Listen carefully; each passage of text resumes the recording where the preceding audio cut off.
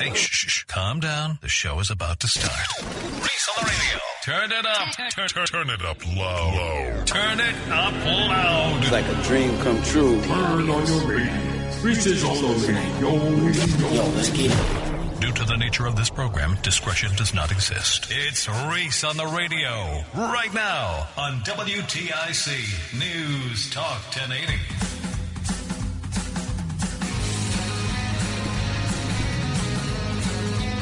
It's Snowmageddon! It's just mounds and mounds of white fluffy stuff. It's everywhere. What's going on, you scallywags? It's Reese on the radio. We are live right here on WTIC News Talk 1080. I, for the first time in about 3 years, have come down with a slight cold. Just a little one. It's weird, but I feel it coming on. It's like I'm getting some aches and pains, kind of. I know it's because I'm old. I know it's because my immune system is failing miserably. It happens as you get older. I'm working on it. I don't keep a cold for more than 12 hours. And if I do get a cold, you barely knew it. In fact, Roseanne always makes fun of me. She says, when COVID was around, Reese's idea of having COVID was, and it was over. But I did lose my sense of smell. So I don't get sick. So when I do, you can really hear it on my voice. So you could probably tell today I'm a little raspy. In fact, I almost feel like it's coming from the throat and lung area. So, I don't know. I'll have some lemon. I'll drink some tea. I'll stay away from anything that's dairy, and then I'll be fine. But nonetheless, zinc. Good point there, Richard. Thank you. You're 100% right on that. John Beckman, Richard, as I just mentioned. Who else? Michael A. and Michael B. in the chat room. Scallywags on deck for the show today. I've got plenty of stuff to get into. We will get into SignalGate. For those of you who have been checking it out online, it has been exposed, the inside network of the protests happening in Minnesota. And it would behoove the journalists here in Connecticut to do as Cam Higbee did and investigate the organizations that are rabble-rousers right here in the Nutmeg State. Because you can damn well bet that this is nationwide when it comes to leftist propaganda and organizing. You can damn well bet what's happening there will very well happen here if we are not infiltrating those organizations. Connecticut Sentinel, you know I'm talking to you. Of course, guys like Mark Fitch, I don't have to say anything to that guy. I know he's doing it. But those of you who are out there who are investigative journalists, please be on your P's and Q's because it's happening. We'll get into SignalGate a little bit. Also, I want to talk about a school in Georgia. Apparently, all the kids walked out of class, as many kids have done across the country. You stupid idiots, please keep walking out of class. I don't even understand why you're in class in the first place. I've seen your grades. What is it, 20% proficiency in math? 19% in reading? You didn't want to be in class anyway. No one cares that you're protesting ICE. You are going to be useless when you get off. I'm sorry. Don't be mad at me. I know there's some people out there, don't say that about those children. Sorry. But that kid's going to be delivering your Uber Eats. You know who he is. You know he is. That kid will be lucky to ask you if you'd like fries with that. You know it. You know it. I don't care. These kids don't care about ICE. They cared about getting out of class. They're not learning there anyway. They're not. So we'll talk about that as well. We'll also talk about a video I posted yesterday. I thought they told us that ICE would kill us. I thought they said that ICE will shoot you dead. So why are they still out there messing with ICE? I don't know, but they are. After Renee Good was shot and killed, Americans are under siege, they told us. They will shoot you dead. They don't care about you. And this prompted people to go outside and do what? Just that, get shot again. I don't get it. We'll talk about that as well. And, of course, we'll talk a little bit about my Substacks today. One in particular that's gaining a lot of attention is the article I wrote about Doug McCrory. If you haven't, go to ReeseOnTheRadio.com, click on my Substack, become a subscriber, and read the new column that just came out on Sunday. I'll talk about that a little bit. But my opening monologue today, I want to talk about the term useful idiots. A lot of people use that line as a throwaway. They say, oh, these people are just useful idiots. Listen, stop throwing away that line. There's a movie I'm going to talk about later on today. It's called The Coddling of the American Mind. Documentary I just heard about this morning. I need you to understand something. Useful idiots are just as easy today as it ever was. As it ever was. And believe it or not, it is easier today to get those people to sacrifice their own lives for a cause that truthfully means nothing to them because their life has no meaning. Listen to me. Imagine a world, before I really get into the deep of this, I want you to understand something. I want you to think about this, not as an us against them. I want you to understand dueling ideologies. Let's look at it that way. Instead of an us against them, I want you to deal with dueling ideologies here. Moms for Liberty versus the women out in the street today. Here are the dueling ideologies. Moms for Liberty came about to protect their children from indoctrination into gender fluidity and gender studies in their classroom, drag queen story hour, and pornographic books in their library to protect their children. The opposing ideology to that framework was to call those women fascists, bigots, trans, and homophobes, as the Moms for Liberty were raked across the coals because they wished to protect their children and how they were raised. Do not have their daughters share bathrooms with boys. To not have their daughters be beaten up on the fields of play in girls' sports. These women were demonized just for that ideology in protecting their children. Not having pornographic images in the classroom, in the library, in the schools, so they do not expose their children to sexual orientation of a depraved mind. The opposite today. Whom are these women who are in the streets protecting? Their children? No. They believe their children should be subjected to the same thing I just said the Moms of Liberty do not want their children to endure. These women out in the street are protecting the very individuals who would harm said children.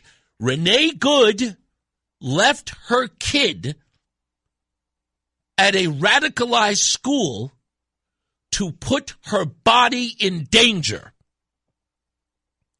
up against federal law enforcement with guns going after dangerous criminals. It isn't to suggest that Renee Good doesn't love her child or didn't love her child. It's just a dueling ideology. We would never demonize Renee Good's love for her child. We would question the amount of, considering her actions. See, I would never question a mom of liberty fighting for the things that I mentioned, keeping a boy out of her daughter's locker room, keeping pornography or pornographic illustrations out of the public library for a kid K through 12. I would never question a mother's love when she said that. I wouldn't say, I don't know if you love your kids. It would never come to my mind. In fact, even moms of liberty opposition never once accused those moms of not loving their children. In fact, the only questions they brought up were, what if parents want their kids exposed to this? They never questioned the love, the care, or the protection that those mothers were trying to provide. Never once. It never once came up. Name a time. But when Renee Good was killed, every person, even those who supported her, had to ask themselves, sweetie, you got babies at home and you put yourself in danger like that? I don't know. I just can't. I don't know. As a mother, I don't know if I could do that. Makes sense, right? Yeah, for people that you don't even know? Like, I don't know if I could do that. And you know you were all saying it. You don't have to leave it up to me. Any fair-minded individual was thinking that. Back to useful idiots. You have to be a miserable person, miserable, to find your value in fighting for the ridiculous things that Renee Good was fighting for. Nothing about what Renee Good fought for advanced her life. It did not help her child or her wife. It only ruined it. Everything she stood for, from her advocacy in the beginning when she joined this ICE Watch group, it was about oppression. It was about oppressors. It was about getting angry. It was about putting your body on the line. Why? Because you have to have some sort of apathy towards the other individual. You have to see something as being wrong. You have to see yourself as a savior. You are not a happy warrior if you are putting yourself or the individuals you're fighting in harm's way. A happy warrior stands there and protests, holds up a sign, says this is wrong, has an ideological disagreement with you. But that's not what Renee Good was doing, was she? Or her wife, Becca, or this 37-year-old nurse. These people needed to be agitated and angry in order to put their bodies on the line. And you must remember who made them do it and told them that it was important to. This is just a warning to you Trumpers. Be careful. Walk lightly. And for those of you who are soldiers, make them pay. I will go and take Trump out tonight. And if you see anybody from that cabinet in a restaurant, in a department store, at a gasoline station, you get out and you say the crowd. And you push back on them. And you tell them they're not welcome anymore, anywhere. Protesters attacking Trump supporters. Those supporters were attacked as they left the convention center in San Jose overnight. Some punched, some chased down and beaten. Others had bottles thrown at them. The protesters shaking cars, breaking taillights. So you literally didn't say anything to provoke them? I was like, yeah, Trump. At another point, protesters followed this couple, violently harassing them. Police were there, armed in riot gear, but from what we witnessed, reluctant to initially stop or engage the protesters. Spat on, bottles thrown at them, then punches. They go low, we don't go high. We take them to the mud and choke them out. Donald Trump, I think you need to go back and punch him in the face. That I thought he should have punched him in the face. I feel like punching him. Other Trump supporters beaten. What happened? I was walking on the street and this guy sucker punched me in the back of the head. You'd have to be ready to throw a punch. You have to be ready to throw a punch. I'd like to take him behind the gym if I were in high school. If we were in high school, I'd take him behind the gym and beat the hell out of him. After a WSU graduate student allegedly attacked another student who was wearing a Trump hat, he is now facing an assault charge. Take him out now. When was the last time an actor assassinated a president? You're still going to have to go out and put a bullet in Donald Trump. Trump supporter Arthur Schaefer, seen here earlier in the day, became a target later on. A mob chased him for a block and a half, took his flag, Trump hat, and glasses, and spat all over him. Please, get up in the face of some Congress people. People will do what they do. I want to tell you, Gorsuch, I want to tell you, Kavanaugh, you have released the whirlwind, and you will pay the price. People need to start taking to the streets. Self-proclaimed Antifa activist Michael Reinell seen in newly released surveillance images stepping off the sidewalk moments before police say he fatally shot pro-Trump supporter Jay Danielson. What else do you need? Just tell me. What else do you need? Those are public officials telling people to get out onto the street and put your bodies at risk.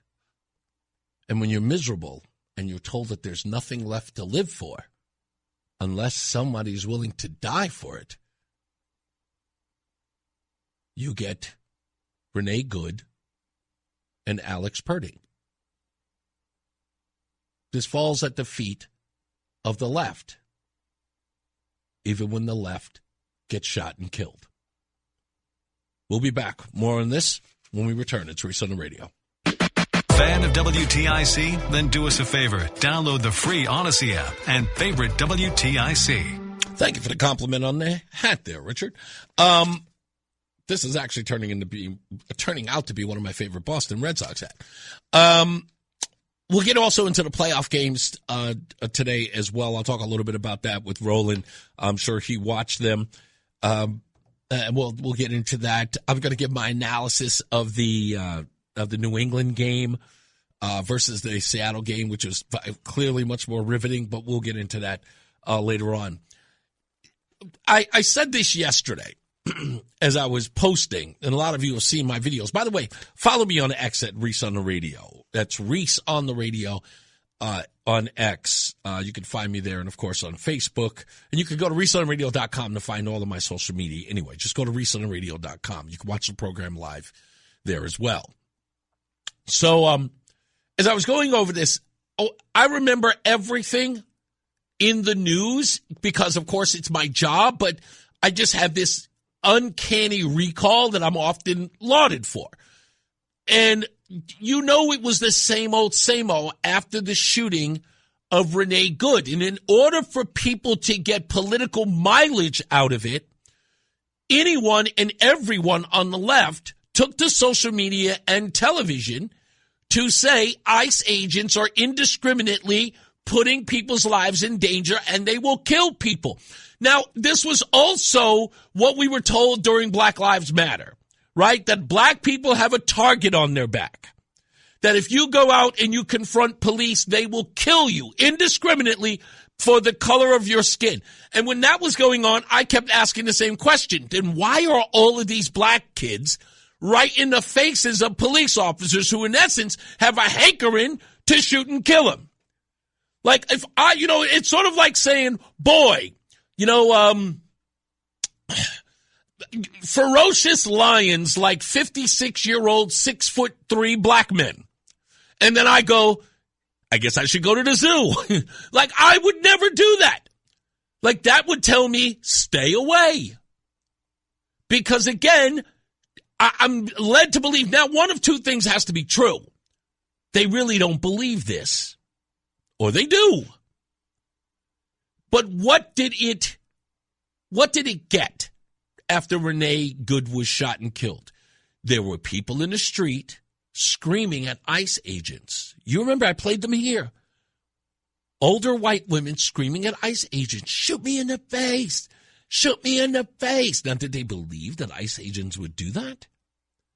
Were they under some weird, was it some weird fantasy that they thought that they would end up in the news?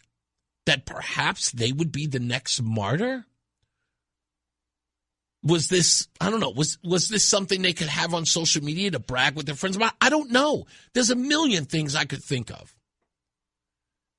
And everyone on the right, those mean sons of a gun, you know who you are. A lot of you were posting, FAFO. F around and find out. A lot of you did not have a lot of empathy for Renee Good. And you were like, if you tempt these guys, if you impede in their investigations, you ram their cars, you put their lives in danger, this is what's going to happen. But sure enough, how did the left respond? More and more people showed up. And why? One of two things has to be true. They were saying to themselves, or they were told, don't worry about it. Renee Good is a one-off. But then you get this guy, Pretty, who ends up to Alex Pretty, he gets shot. And did this deter people? Because now you got two people. A little more than a couple of weeks, less than a month. And more people showed up? Did more people step up and go, I want to get shot too? Something must have happened. Because I'm hearing, I got to figure out the rationale. Or was somebody saying, well, they can't shoot all of us? Or were they all revolutionaries? Would they really think that they were part of some war? Now, I can't get into the minds of all of those people, but I can get into the collective psychology of a group of people who would run towards a threat they claim is out to kill them. And that would be deemed idiotic or useful idiots. Understanding that in order to make a case, one of you or several of you must die. And the person with the least, let's say, to lose, would be the individual to lose their life because there's nothing else left for them. Now, that sounds like a really rough thing to say, folks, but come on. Think about it. You have to look, again, I brought up in the beginning, you may have been here late, but I'm going to lay it out for you again. Think about the ideology of a woman like Moms for Liberty versus the liberal white woman in the anti-ICE protests. What are each protecting? Now, a Mom for Liberty will fight in the courtroom. She'll fight at the, at the Board of Education meeting, right? She'll fight at City Hall. She's litigious. She forms a group. They have meetings. They find legal ways to push back on the, I would say, dictatorial aspirations of their school board or Board of Education or their town council. Those are the things that they would do. The liberal left gets out in the street and gets into a wrestling match with federal agents. And what are they protecting? Not their children. No. They're running a risk of losing their own lives, leaving their children parentless or single-parented. And what have they decided? That people they do not know, they have no idea who ICE is coming there to get. They're not. That's why you keep seeing the Trump administration keeps putting up pictures of the people that they're fighting. It's like this guy, child rapist, this guy. They keep putting up these pictures. They don't care. They don't care. So, again, I would contrast the two. What are they protecting? Obviously, no one. The liberal women on the left are protecting no one. This is about them and about what they believe and what they hate. And that is this administration. ICE agents are an extension of Donald Trump. When they see ICE, they see Trump. And if they're an extension of Donald Trump, they're fighting Donald Trump. That is the mind-numb robot that is this modern left. And when you have obsessed to this degree to fight Donald Trump to the point where you would put your life on the line, you are indeed the useful idiot the left wants. They've indoctrinated you.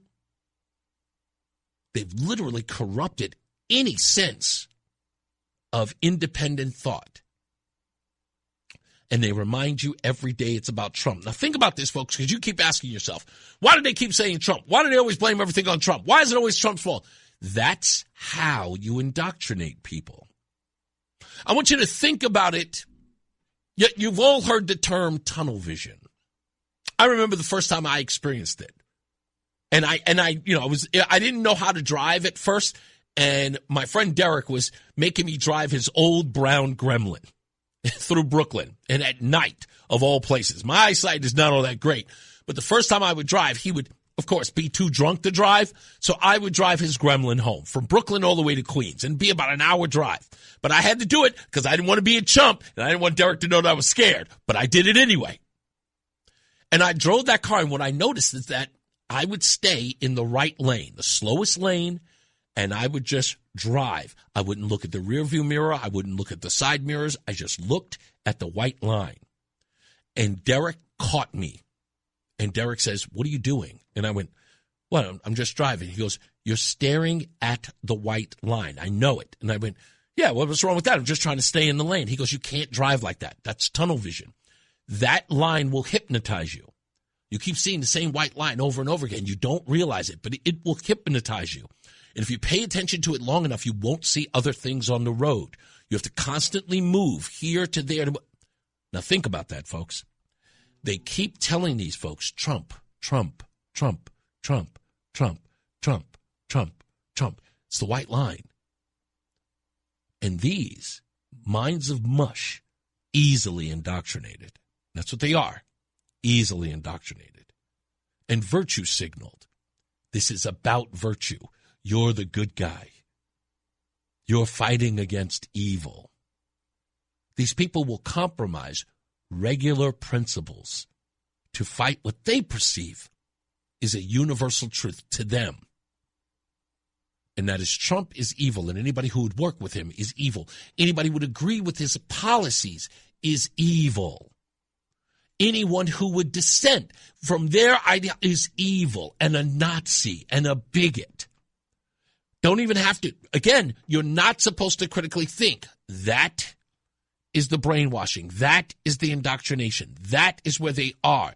And if you can get them, if you can literally get them into believing that what they're doing is noble and pure and true, of course you can convince them to kill themselves. Of course you can. Their sacrifice is for a greater good. I don't want to be harsh here, but how do you think they get every other terrorist organization to give up their lives? How do you think that works? You give them a promise of martyrdom. You tell them that their sacrifice is a greater good. That in essence, they are heroes, gods even. And that's who these people are.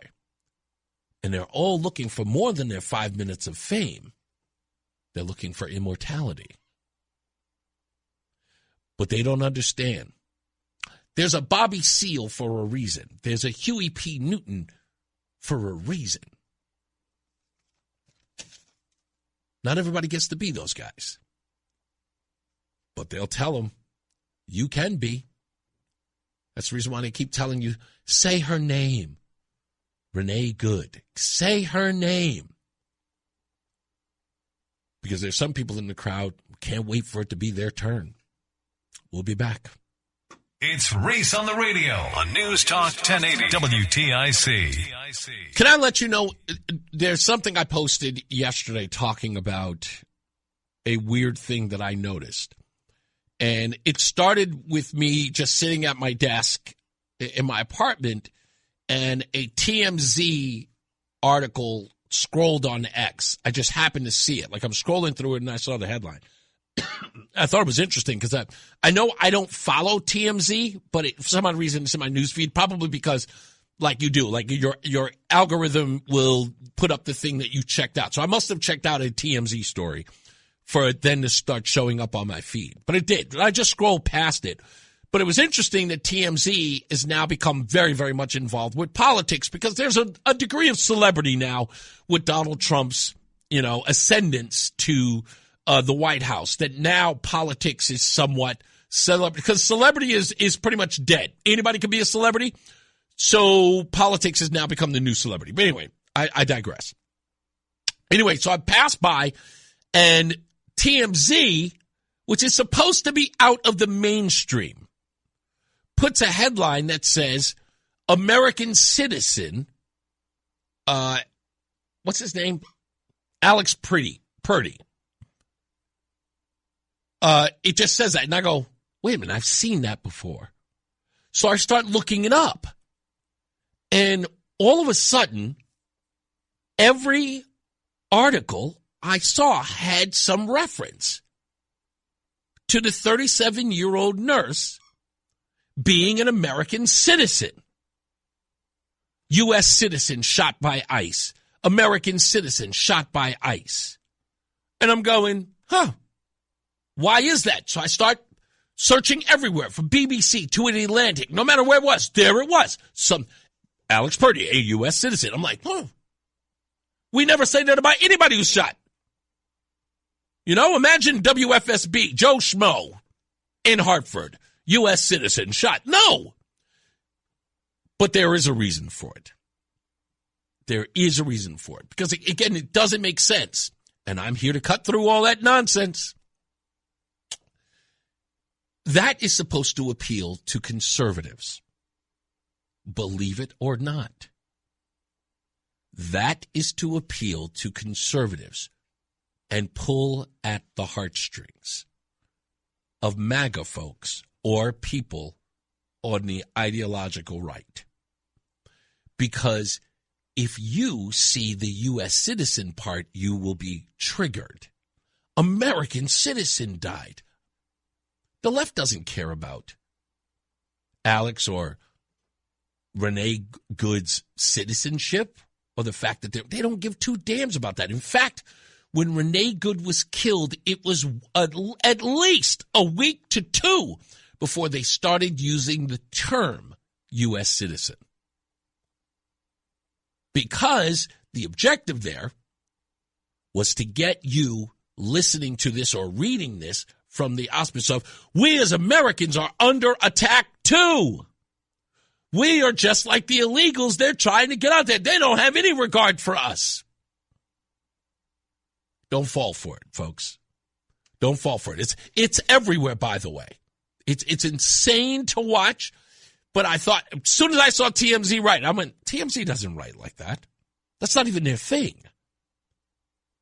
But it was marching orders.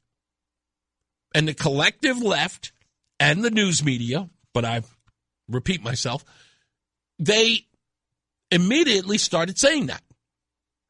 So that's what all of that is about. When we come back, I'm going to talk to you about SignalGate. It is confusing. Without a doubt, it is confusing. But it is a very, very concerning thing. And if you've heard the news at the, bottom of the hour, and you will probably hear at the top of the hour, Governor Tim Walz of Minnesota has finally decided to acquiesce to the Trump administration. Well, folks, that's because it has everything to do with what I'm going to tell you at the top of the hour. And it is ugly and very true that Donald Trump called Tim Walz, or spoke to Tim Walz, I'll say, and told him, We've got all the goods. All of them. And what Cam Higbee did this weekend in exposing key players, I've got some of the names here that are directly involved with Tim Walz. He had to bow. It looks really ugly. And this Minnesota thing is about to rock everyone. Indivisible, you guys better count your blessings. And you journalists out here, start looking at these NGOs. By the way, that's our next big investigation, the NGOs. Oh, we're going to get into them. We're going to get into them, almost in a biblical sense. Boy, are we going to get to the bottom of those. Oh, and I understand some old rivals have come out of the woodworks and tell me that they're making plans to come after me. I can't wait. We'll talk about them this week as well. So stand by for that. Okay? Top of the news coming up with John Silva. It's Reese on the radio. And we'll be back right after your news on WTIC News Talk 1080. Reese on the radio, making sense of the news. Yeah, even when it makes no sense at all. Now on WTIC News Talk 1080. And you may have heard breaking news that Tim Walz and Jacob Fry are going to coordinate and cooperate with Donald Trump, the President of the United States. And look, is this going to hurt Tim Walz? Not one bit. Tim Walz is not running for re-election, and he's got bigger fish to fry. Donald Trump posted on Truth Social a couple of hours ago, Governor Tim Walz called me with the request to work together with respect to Minnesota. It was a very good call, and we actually seem to be on a similar wavelength.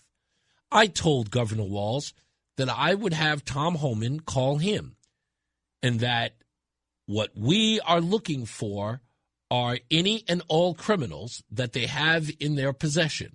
The governor very respectfully understood that, and I will be speaking to him in the near future. He was happy that Tom Homan was going to Minnesota, and so am I. We have had such a tremendous success in Washington, D.C., Memphis, Tennessee, and New Orleans, Louisiana, and virtually every other space that we have touched. And even in Minnesota, crime is way down. Both Governor Walz and I want to make it better. President Donald J. Trump. Now, what would make Tim Walz, a guy who just this weekend said that they'll be writing stories about Minnesota similar to stories about Anne Frank. Goodness gracious. Anyway, comparing it to, day 3 at Gettysburg. Coming out on his lawn and by his fence with a bullhorn. Go out there and do your blah, blah, blah, blah, blah. Rallying up the crowd. What changed? What would make Tim Walz sleep with the enemy?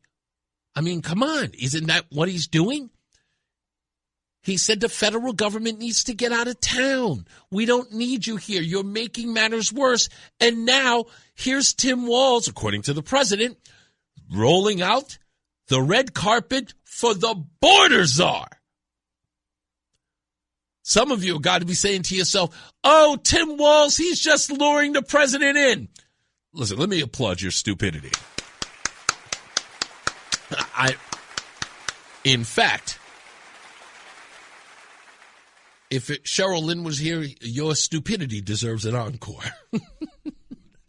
That's the dumbest thing I ever heard. Let me tell you what it's about. Cam Higbee, who's an independent journalist, well, he seems to have infiltrated the infamous Signal app. You guys remember it? Huh? With Pete Hegseth? Remember?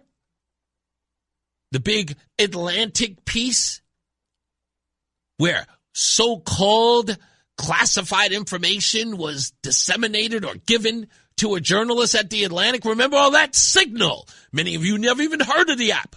Well, it's very, very popular amongst people who wish to hide things, like the U.S. government. But as it turns out, also do the rabble-rousers in Minnesota. Cam Higbee infiltrated several Minneapolis area Signal group chats, like Southside RR Daily, with 754 members of the Minnesota Ice Watch and similar regional ones, used by far less activists, organizers, and critically, some tied into public officials who coordinate in tracking down, doxing, and disrupting ICE agent operations. These chats allegedly include assigned spotters, sharing license plate data, possibly via national access claims, protest logistics, and even training manuals for impeding federal enforcement. It's being called SIG-He. He infiltrated several Minneapolis area signal groups like, actually, that just repeated itself. I'm sorry.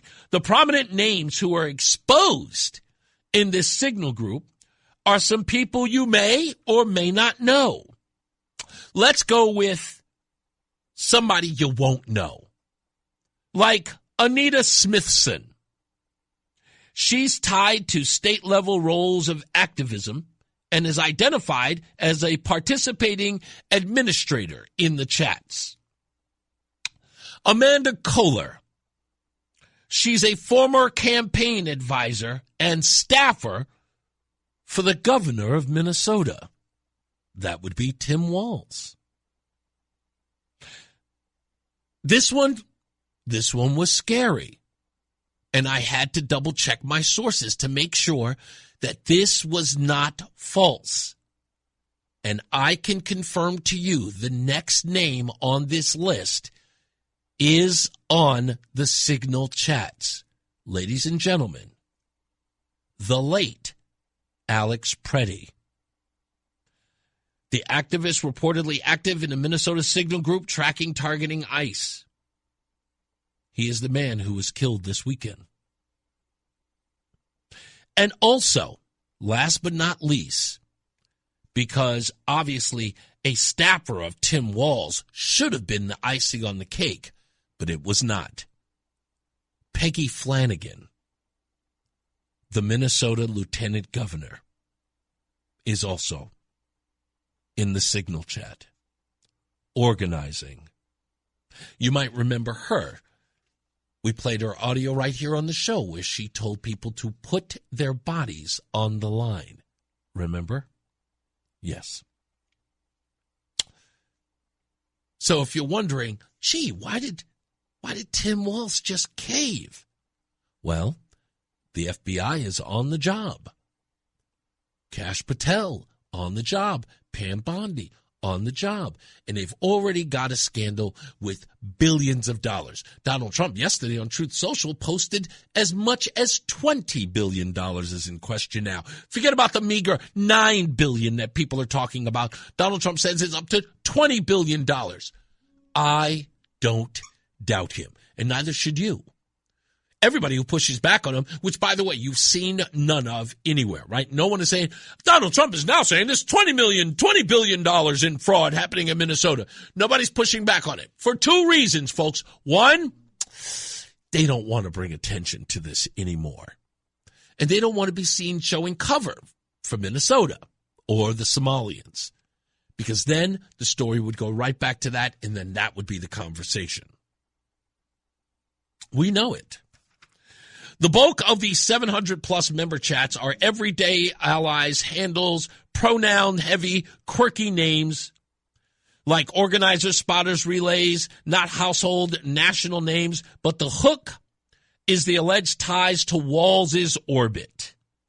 Some of the organizers are there. There are even members of the press. One particular journalist is somebody from the Ohio Press Networks.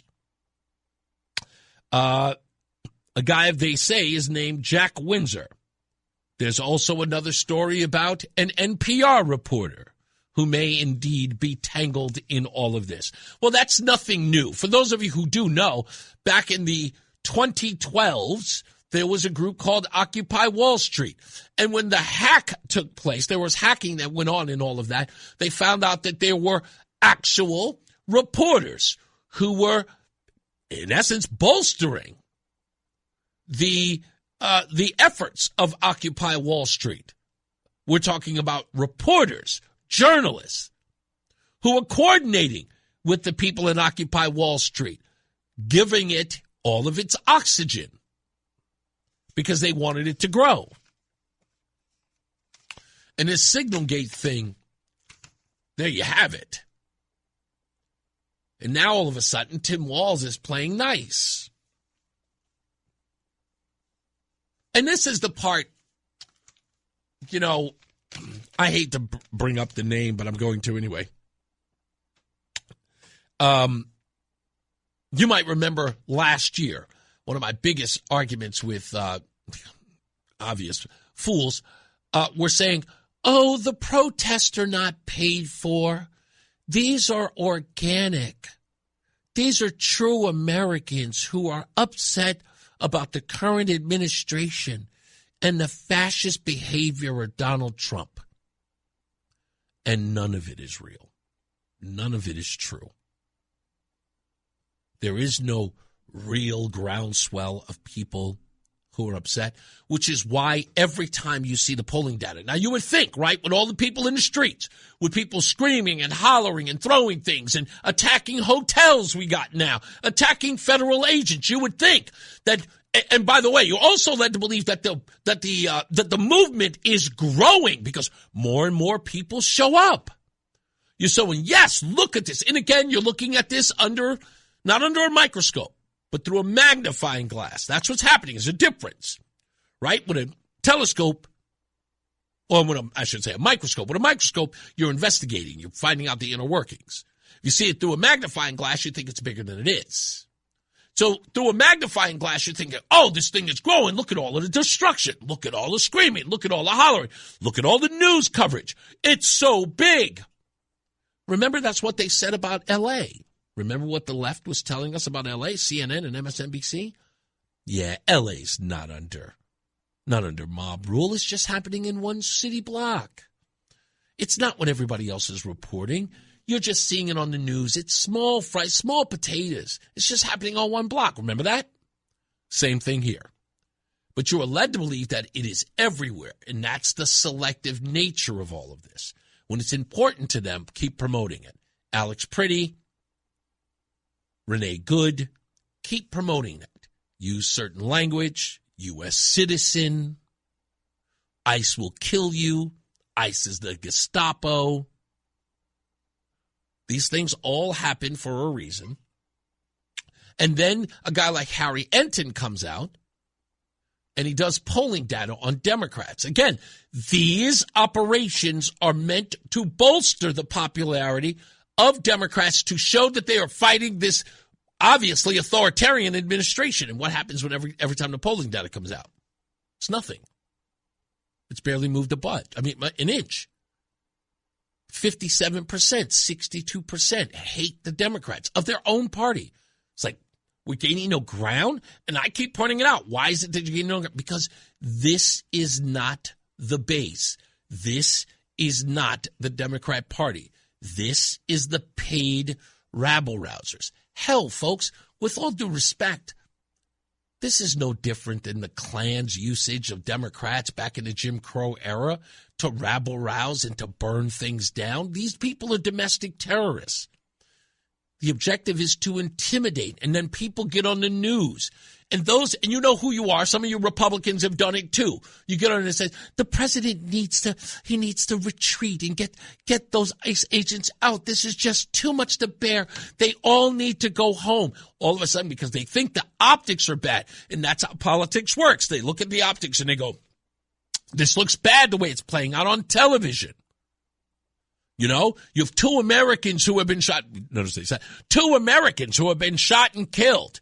Notice that they didn't care about the 2 illegals who were shot at the Texas facility in Dallas. Not one care. Why weren't they martyred? Why? Because the person who shot them was trying to kill ICE agents. That's why. And God bless that son of a gun for taking his own life. That's right. I'm sorry. Sorry. He was on a rooftop, ladies and gentlemen. Call me. He was on a rooftop shooting at innocent people. Your people, the people he was trying to protect. Those, he was so inept. Instead of shooting ICE agents, which was his goal, he ended up shooting the people he was up there to so-called protect. And he ended up shooting illegals. And then when he was cornered, he did the wise thing. Okay? I would have loved to have him serve his time in perpetuity. But that man was a menace. Anyway, I move on. So to digress here. The point of the matter is that nothing about this is organic. And when someone finds out that it's fake and it's phony, they just move on. And then you folks, sorry, got to say it, you folks who don't know any better, you fall for it the next time it comes around. So let me give you a little bit of guidance here. This is important. You need to understand this is important to you, okay? If the news media is giving it feverish coverage, it isn't real. You have to understand it, okay? This is, just understand, okay?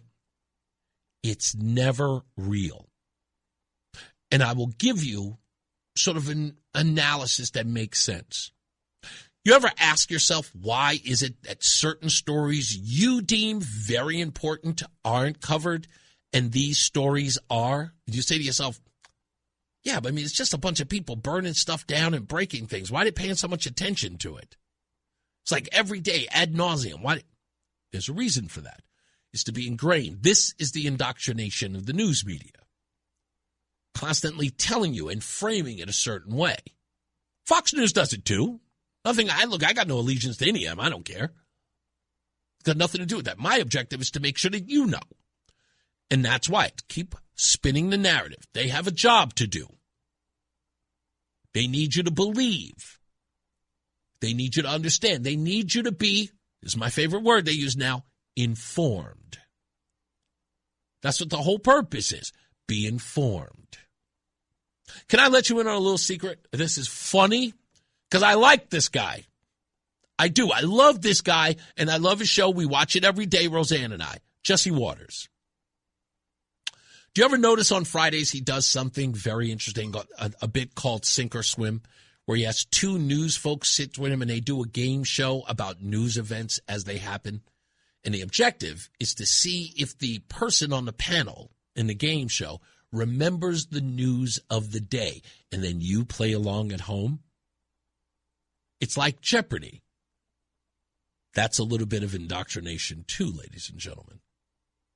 That's the whole thing. That's the whole game about news, is to get you to remember the news and the way it's portrayed, for you to trust them and to go to them, because ratings are what matters. I know I'm telling people how the cookies are made, but again, like I told you, not that I have to keep telling you, I've got no allegiance to this thing.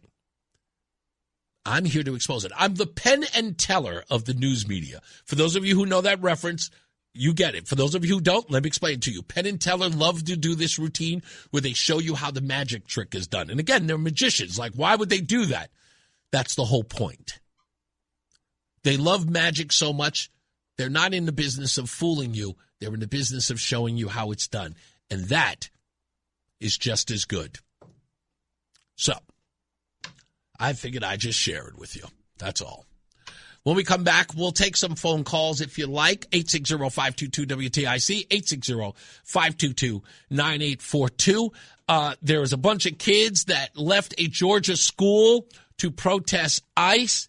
We'll talk about why Reese on the radio applauds these idiots not going to class. Because to be honest, they are wasting their teachers' time.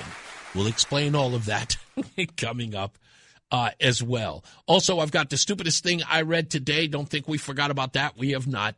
We'll talk about that. And, this new movie that I have to watch. I haven't seen yet, but I saw the trailer, and I saw John Stossel's report on it called The Coddling of the American Mind. This is such a good movie, and I haven't even seen it yet, and I know how good it is just from watching the trailer. Also, I want to thank John Silva.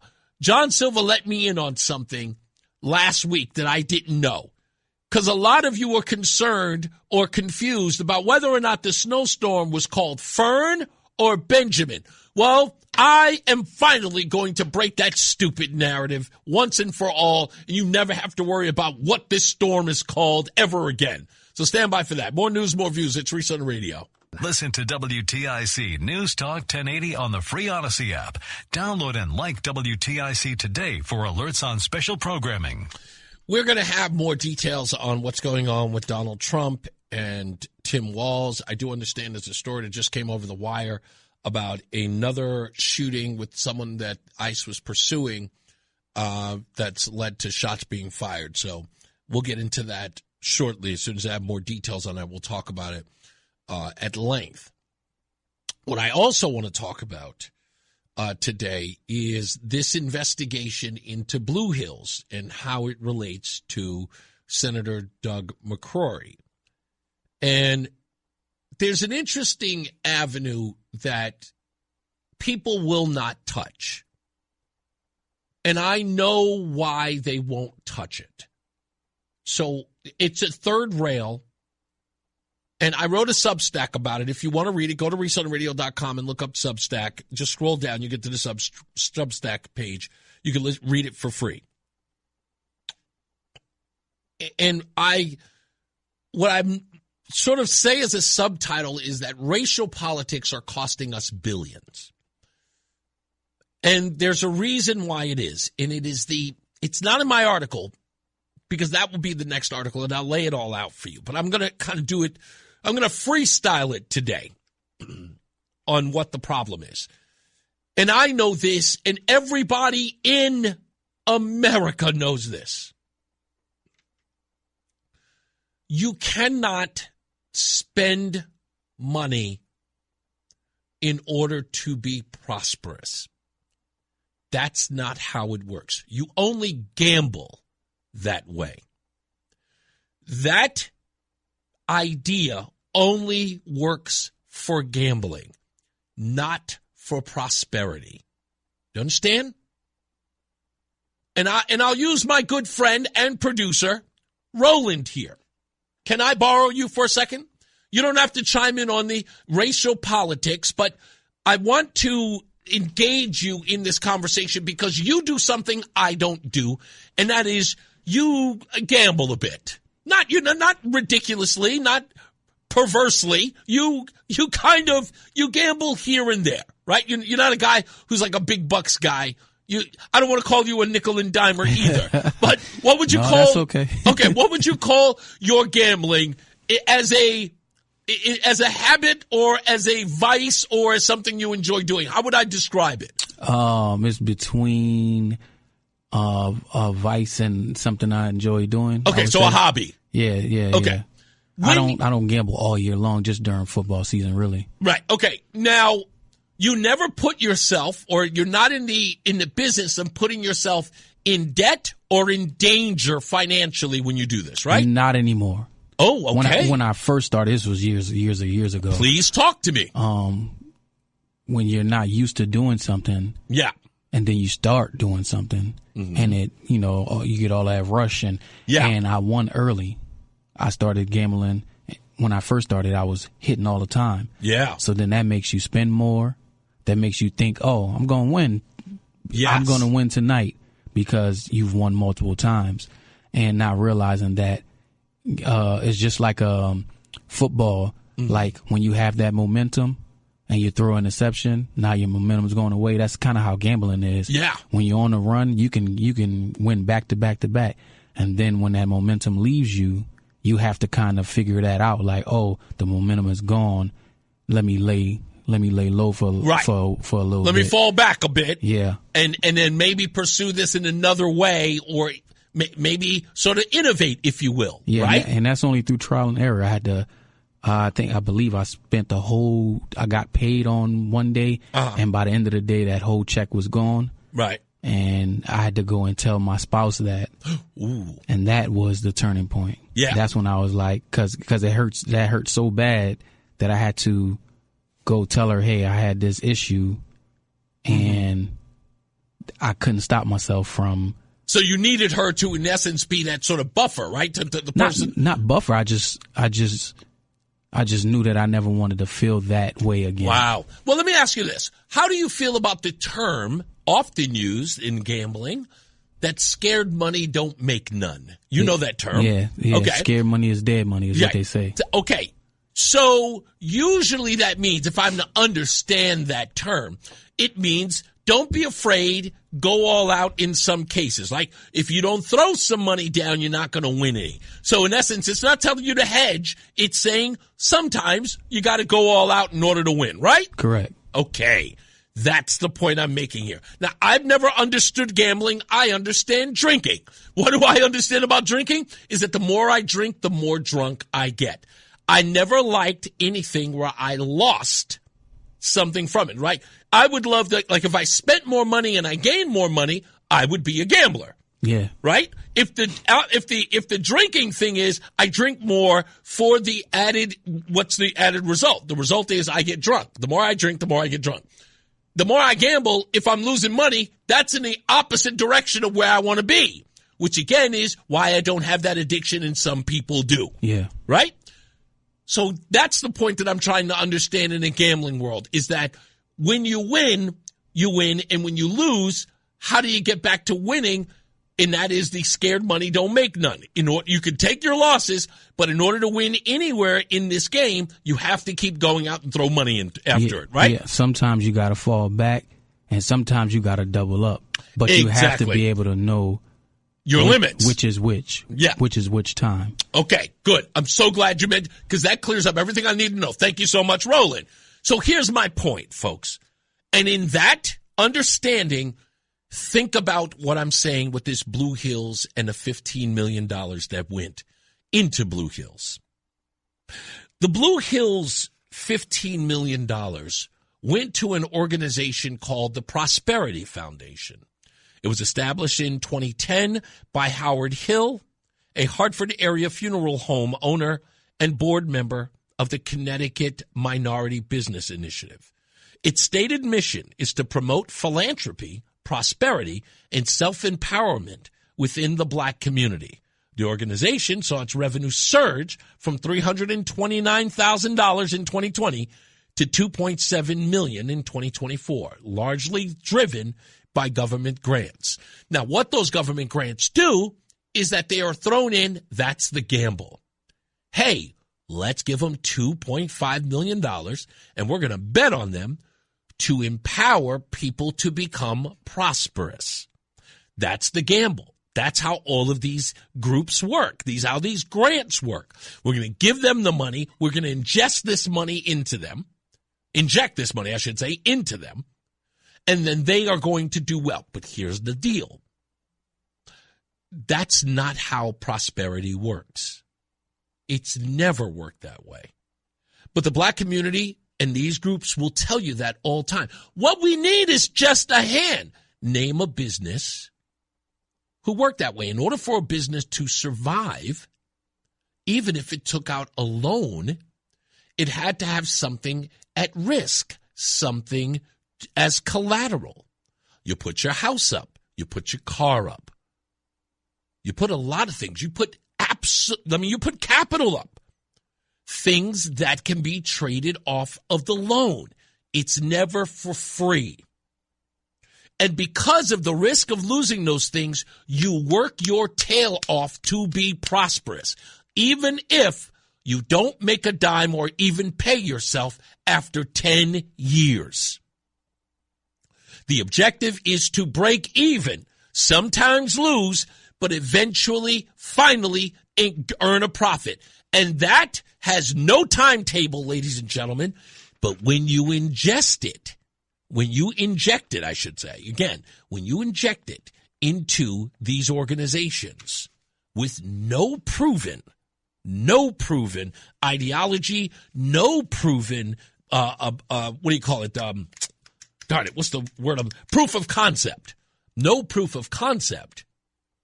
It fails every time. And that's what these stupid grants are for. Let's just keep giving them money, thinking that they're going to turn $2 million into 15. It never works that because none of these organizations has a plan. What they want is to disperse that money and keep it for themselves and pay folks until the money has run out. A prosperity group is supposed to have a prosperity plan. Here's the thing. Has anyone asked Mr. Hill what the prosperity plan is? Anyone? Has anyone seen his proof of concept that he gave to the state to get $2.5 million? Or did he just present something that says, hey, we Poe, help us out? I think the latter took place. Doug McCrory, with all due respect to his title, is a politician. Please tell me where Doug McCrory has ever turned a business into a success. I'd like to know. I've heard nothing. These organizations are not built to grow. They are built to fleece. They are built to take money, to suck it up. They are porous because there is no plan. It's a payoff. It's a slush fund. It is done to do nothing more than to guarantee votes. They use these names like prosperity. I love those names. It's like saying you have a black friend in order to prove you're not racist. If you're a prosperity organization, you don't have to put it in your name. You as an organization speaks for itself. If you have to put prosperity in your name, you don't represent prosperity. You are using the name as if to suggest, it's like wearing a gold chain in a rap video. See, I've got money. But underneath, the chain is made with Snapple glass and not diamonds. It's a fraud. We'll talk about it. Stand by. We got more news and more views. I'll read this report by Mark Fitch from the Connecticut Inside Investigator when we return, plus your phone calls. It's Reese on the radio. It's Reese on the radio on News Talk 1080 WTIC.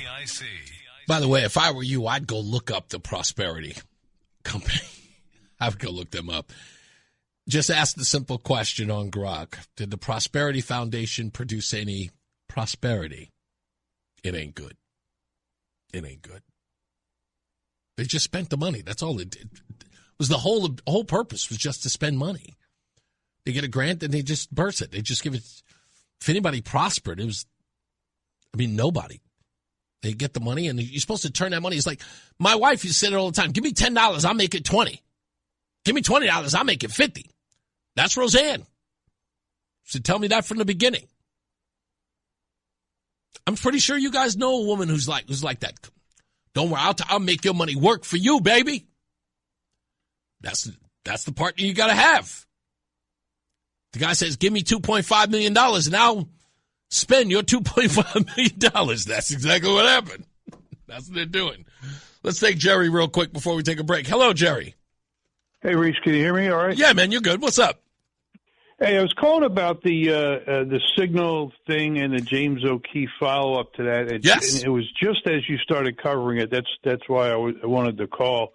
And certainly it really sounds like this is we kind of knew it, but this is sort of proof that this is an orchestrated insurrection coming from the governor's office. Indeed. By the way, this is making January 6th look like a riot at the mall. You know what I mean? Yeah. Hey, Jack Smith, maybe get him on this. Yeah, indeed. You had mentioned about how the media covers stories that aren't really that, enormous, and they ignore some stories that are enormous. And Indeed. the three that come to mind are, watch the network news tonight if you want to, if you're a masochist, to see how much coverage the Signal story gets. Indeed. But there's two other big stories. I mean, one, there's some coverage, and that is, and this is what I'm calling the other thing is what's going on in Iran. Mm-hmm. But also, apparently, there was an astronaut that took sick, and in remarkably quick order, SpaceX and NASA came together, sent a rocket ship up, rescued the astronaut, brought the astronaut back to Earth with some crew and the sick person, splash landed safely, and now they're in some sort of hospital. It was an incredible rescue mission of all things, right? And space exploration used to be, I mean, I would almost consider it like the top news story anywhere. Like we would actually break into regular programming to cover that, especially the splashdown. And there was nothing. I mean, not just the rescue, but how quickly it came together. Indeed. Yeah, because usually a mission like that would take about a couple of months. So with regards to the Iran situation, there's a China connection here. Yes. And that is that the People's Republic of China has invested, a Belt and Road thing, an enormous amount of money in Iran. Mm-hmm. And if the Iranian government falls, they suffer. Or at least they could potentially lose. They forfeit what they've invested. So it's in their interest for the United States not to facilitate any sort of regime change into Iran. Mm. So in comes Tim Walz, right? Like most Democrats, Walz knows that every immigration enforcement is voter suppression. That's right. He also knows that the ruckus contributes to distracting from the Somali fraud scandal. Also true. Apparently he's knee deep in. But Walz, unlike any other Democrats, went to Red China dozens of times. And I think when he was even in the United States military, and unlike the Bidens who had to be bribed to work for Red China, he seems to be a true believer. So I'm wondering if he's getting a call from his handlers in Beijing, this is all hypothetical, saying, hey, we need a domestic insurrection in the United States to distract Trump from Iran. Forcefully in Iran. That's a good point. You know what? I'm going to address that in the next hour. But thank you for that, Jerry. I appreciate it. You're always a good call, man. Thank you. I got to get to the weather and traffic. Thanks, man. Let's get to our first check of weather and traffic. Mark Christopher, he's in the BPS Lawyers Traffic Center. Hey, Mark. It's Reese on the radio. And don't say we didn't warn you on News Talk 1080 WTIC. We're back. Now it's time for the stupidest thing I read today.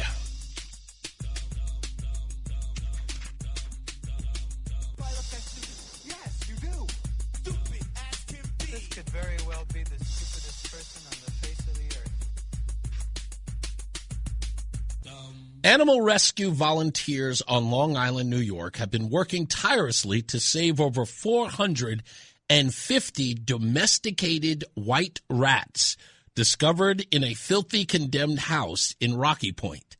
The rodents were found roaming freely amid unsanitary conditions, with rescuers estimating about 30 more still hidden in the walls as a winter storm approaches. Frankie Floridia, presided over Strong Island Animal Rescue League, described the challenge of capturing the elusive animals in such a unique and overwhelming situation. Many of the rats suffered from mites, eye infections, bite wounds, and other health issues, but only a handful required euthanasia.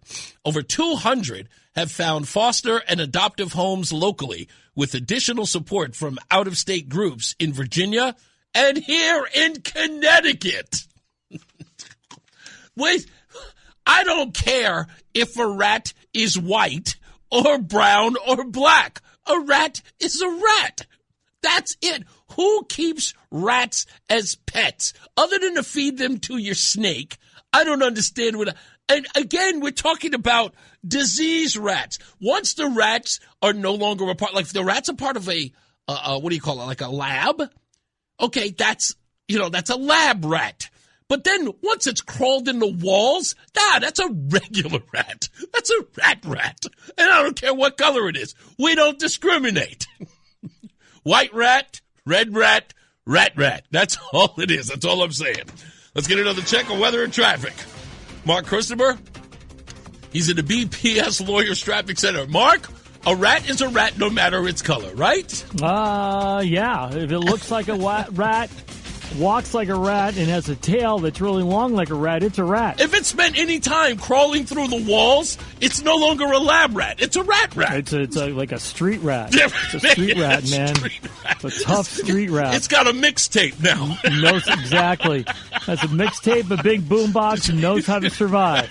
It's Reese on the radio on News Talk 1080 WTIC. I'm always stunned at when I do the stupidest thing, the reaction that I get. It always makes me feel good when you guys react to those stories, because when I'm reading them, I'm saying to myself, oh, they're going to love this. And these are real stories, folks. I wish they were phony, but they're real. I get them all the time. And I get a kick out of them every time I check them out. Anyway, so there's a documentary. Apparently it's free. And I want to double check that it is. I think it is. It's called The Coddling of the American Mind.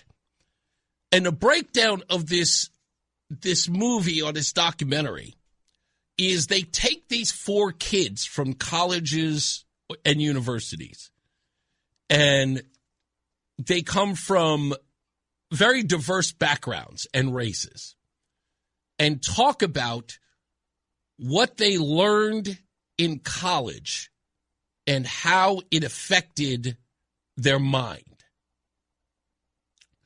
John Stossel, who does these YouTube videos as well as on X, does about a 6-minute breaking down these stories. He finds them and they're very fascinating to him, so he'll do them. And of course, I enjoy watching them. Whenever he puts something new up, I enjoy it, especially when he does things like climate change or, certain liberal orthodoxy.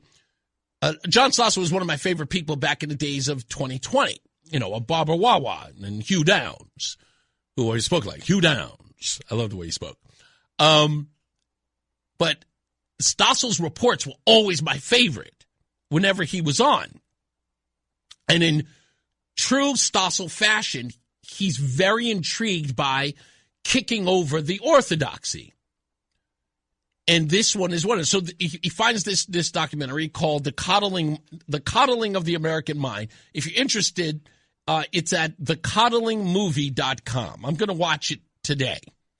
And I think it's on various platforms. I don't know if there's a cost, but if there is, pay for it. Watch it. It's good. And I know it's good having never seen it. All I did was do the trailer, and I knew it was going to be good. So as I said, that there are these 4 kids from diverse backgrounds. 1 black male, 1 black female, 1 white female, and 1, I presume, Indian male. You don't get that from the trailer, but the black and the white folks, I can totally pick them up. And I think there's another white young lady that's also featured. Anyway, so they follow these kids in their transformation, if you will, out of the indoctrination of school and how they were made to believe that they were less than. And it's such a fascinating thing that is happening in colleges and universities. But I think they're wrong because they shouldn't start there. This is happening in grade schools. And it's not just CRT. It's not just critical race theory. It isn't. That is the objective in school. And when you dumb down a kid, which again is very important for these folks. We used to say this all the time when we were growing up, especially in the black community. They used to call it, the school to jail pipeline.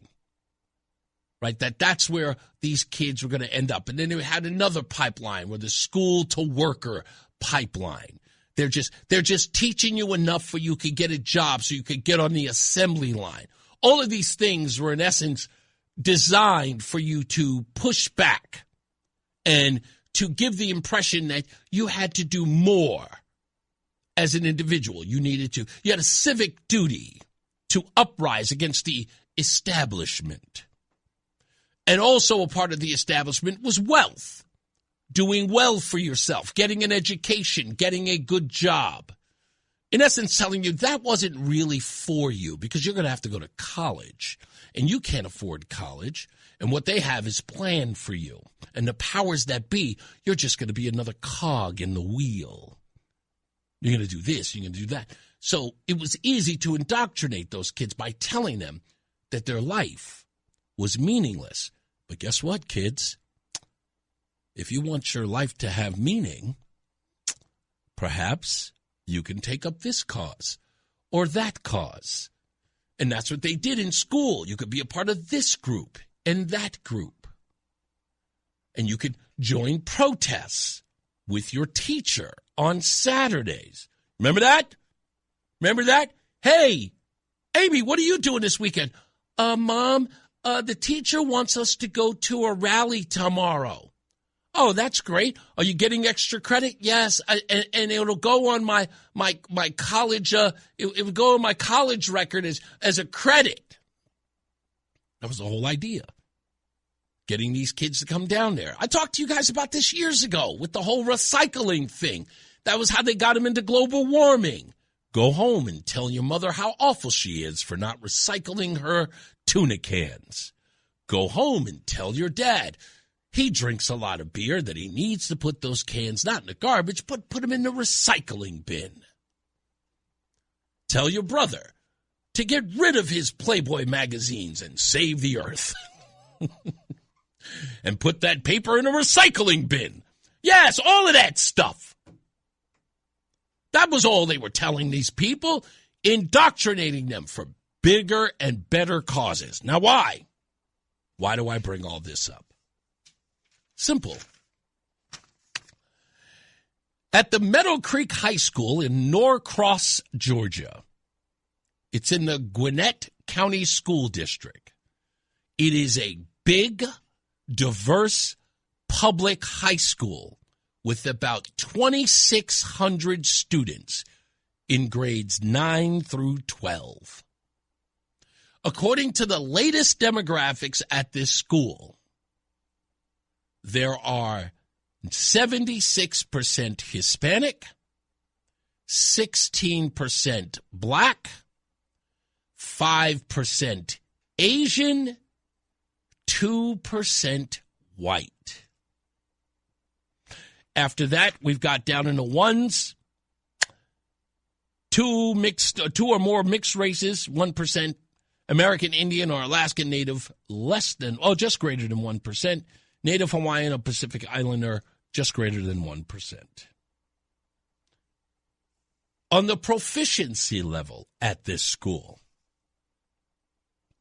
the math proficiency is around 17% of students proficient in math, and that is under the 39% average of all of Georgia.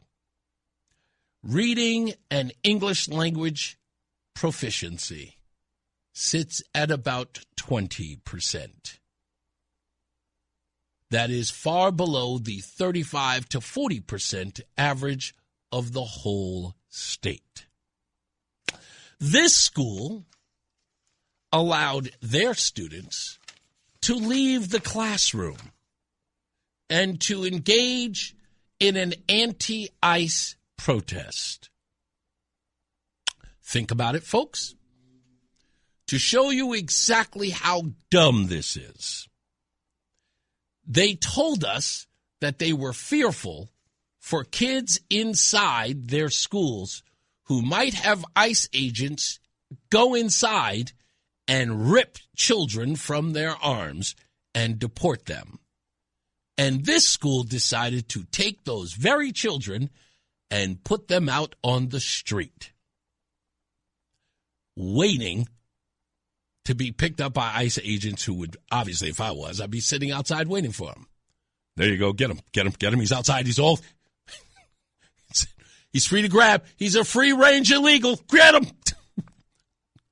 Why would these idiots bring them outside? Folks, there's a reason why their proficiency in reading and math is so low. Because everybody at this school is a denut. Even the faculty. They're all idiots. They sent these kids out. They can't teach them. They can't learn.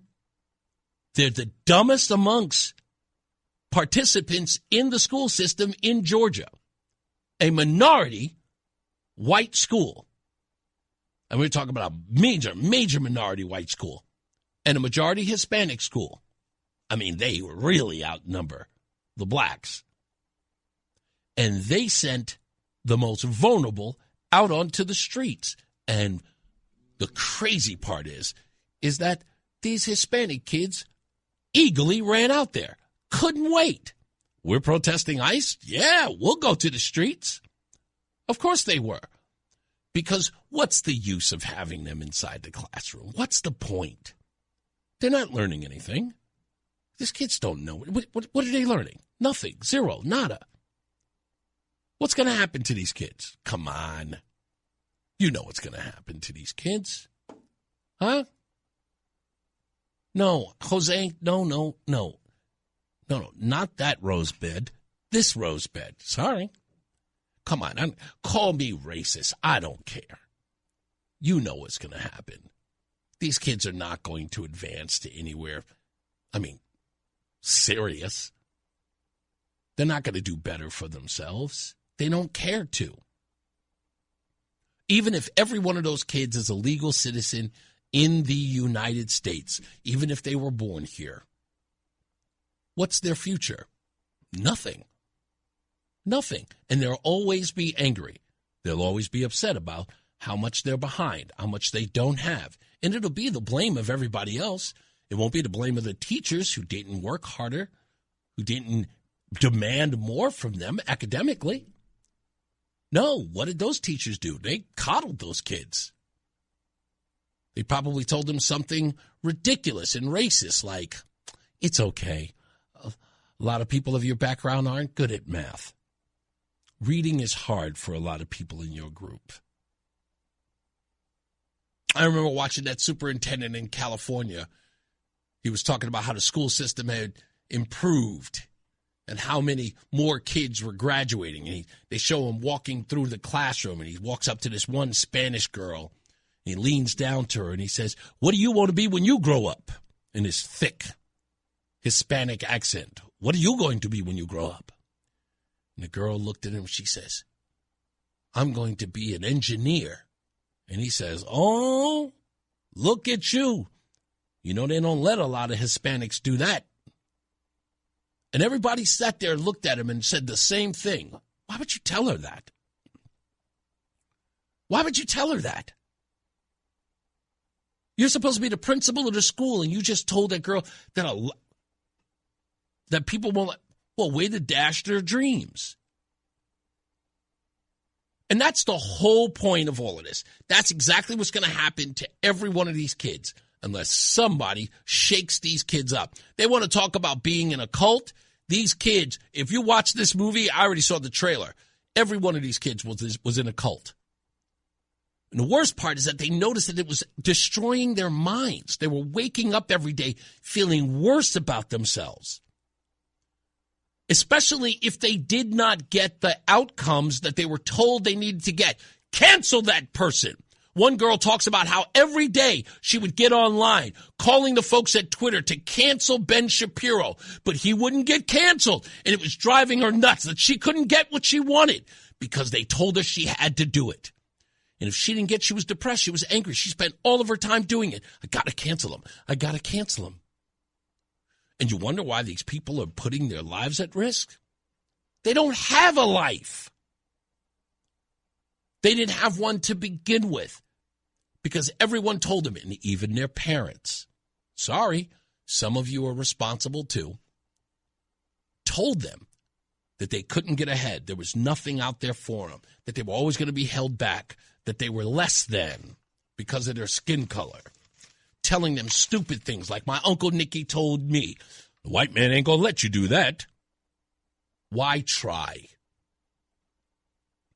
That's what's wrong with these kids, and that's what's wrong with these adults, too, because they come from that same indoctrination nation. They all grew up under the same education system, every one of them. Worst part is that unlike the Weather Underground types and the Radical 60 types, out there, these people will never, ever be a part of power. They will never be the power brokers in history.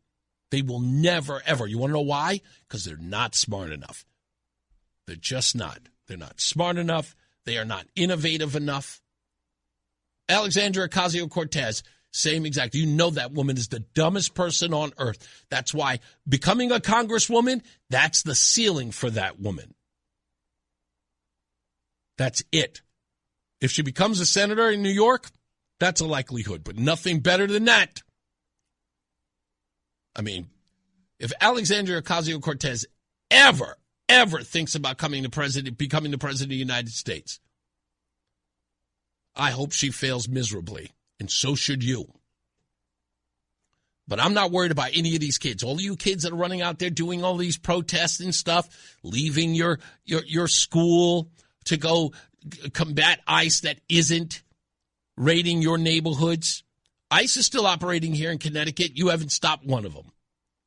You've stopped none of them. Your protests have done nothing other than get you cameras. That's it. But go out there and protest. Nobody cares. Nobody matters. At the end of the day, you are zero in all of this. Your future is bleak. There's nothing to be outraged about. As far as I'm concerned, you guys are just a broken window and a broken record. When we come back, I forget what the hell I had. Oh, yeah. Mexico consulates and NGOs when we return. Stand by, plus your phone calls at 860-522-WTIC. Mark Christopher, he's in the BPS Lawyers Traffic Center. Hey, Mark. Stay locked in. Reese on the radio is on WTIC News Talk 1080. And when we come back, I'm probably going to have to ask a question. I may have to recant something that I said I wasn't going to do because I got this great text message. Should I read? I should read it. I totally should read it. It was such a nice letter or note, I should say, that I got over the weekend. And let me see if I can find it real quick. Is this we were talking back and forth only briefly, and no, this isn't the person. I have to find her. Please, please, please don't let me have lost her. Yes, here it is. This is it. Anyway, yeah, I have time to read it. This comes from Catherine, and this happened on Saturday at about just before noon. Catherine, if you're listening, you'll know I'm talking about you, but I just want to say thank you for this. She says, "Hi, Reese. I have a funny story that's going to have you laughing. Last night, my husband and I were talking to our future son-in-law. We all like to talk about politics, so I mentioned Betsy McCoy and how you interviewed her recently. I said that I don't know if you listen to WTIC, but I listen to this guy, Reese, on the radio.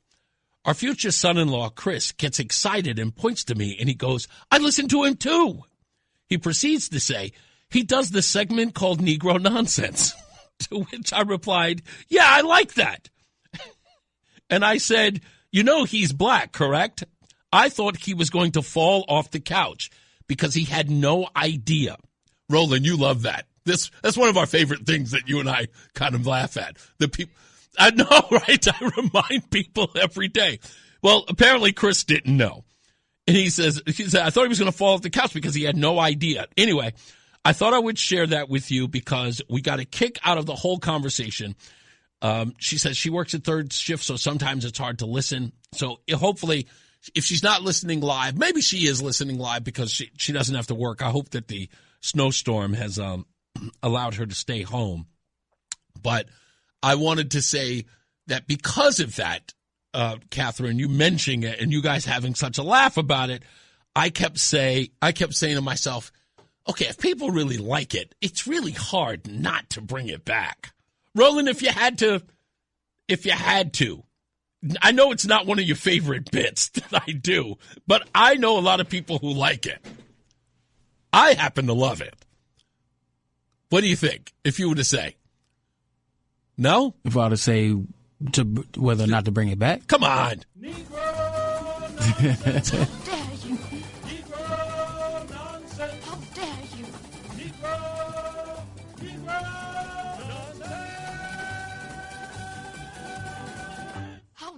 You. In fact, it's actually kind of catchy.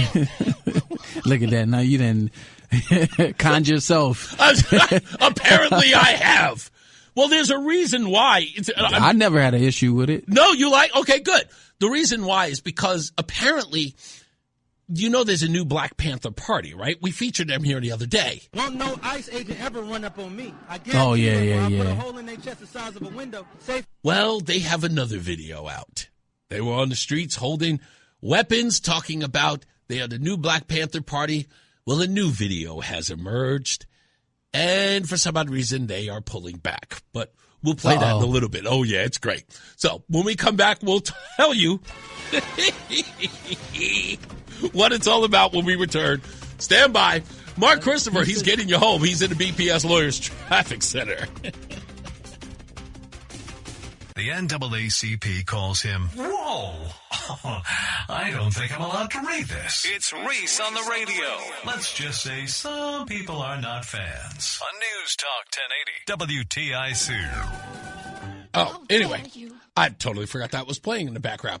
Anyway, Dean is in the at ReeseOnTheRadio.com from the Eanes. Dean, here's what you need to do. If you are on ReeseOnTheRadio.com and you don't have any audio, to the left of where it says live, you can't see it. Just click with your mouse. Just put your little cursor on any one of the areas. Just click over there. The volume button is going to be to the left of where it says live. And you're just clicking on it and you'll get it. If you still have any problems, on ReeseOnTheRadio.com, scroll all the way to the top and go to YouTube. That'll send you directly to the page so you can get the volume. Okay? And I'm sorry that you had that problem. I've heard that before, but it is to the left of where it reads live. That'll get you the audio on the piece. So Peter Schweitzer, and I'm glad that Craig in the car is in the chat room with the Scallywags, because he asked me this 2 days ago. I meant to get back to him yesterday on it. But Peter Schweitzer has a new book. And Peter Schweitzer is one of these authors that always follows the money. And this is an interesting thing that I found out, according to Peter Schweitzer's reporting. And it is not just the NGOs that are using money to protect illegals in the state and all around the country. According to Peter Schweitzer, it is also Mexican consulates everywhere. There are other countries that have one. Of course, usually they sit in New York City. But Mexico has 50 across the country, which seems odd, wouldn't it? And according to Schweitzer's reporting, that it is designed to undermine our democracy, or at least the democratic vote. That's the whole idea, that they are actively working, according to Peter Schweitzer. And I thought that was crazy. So I started looking up. I was like, really? How many? There are 50, sure enough. And they're everywhere. I think there are none in Connecticut, but there are 2 that are sitting right on either side, north and south, of the state of Connecticut, Boston and New York. Now, do I think that they're in Connecticut? Not in that way. But it is clearly a threat. These NGOs and these sort of groups, they are a threat. Now, let me explain to you why, because I talked about this briefly, and I know it to be a fact. I talked to you about back in 2013 how there were public officials and elected officials in the state of Connecticut who for years said nothing about the deportation of illegals under the Obama administration. And then, wildly enough, in 2013, several politicians came forward to push back. They immediately started talking about the SAVE Act. right? Was it the SAFE? No, the SAFE Act.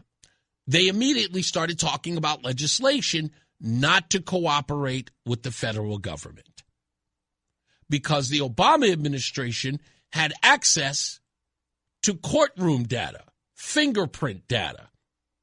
And when someone was going to be released and they were in the court system, ICE would show up and grab that individual. And why would a Democrat state like Connecticut push back against the Obama administration? I mean, the Messiah. Doesn't even make any sense. Right? How could it possibly make sense? Well, it's easy. It's because NGOs and activist groups in the state told them to. Now, why would that be important? Why would it?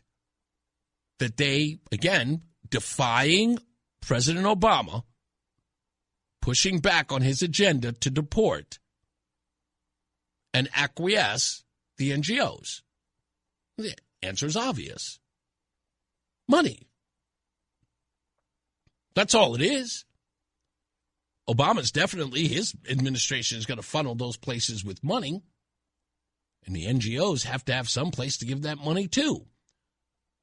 And if you don't support them, they don't support you.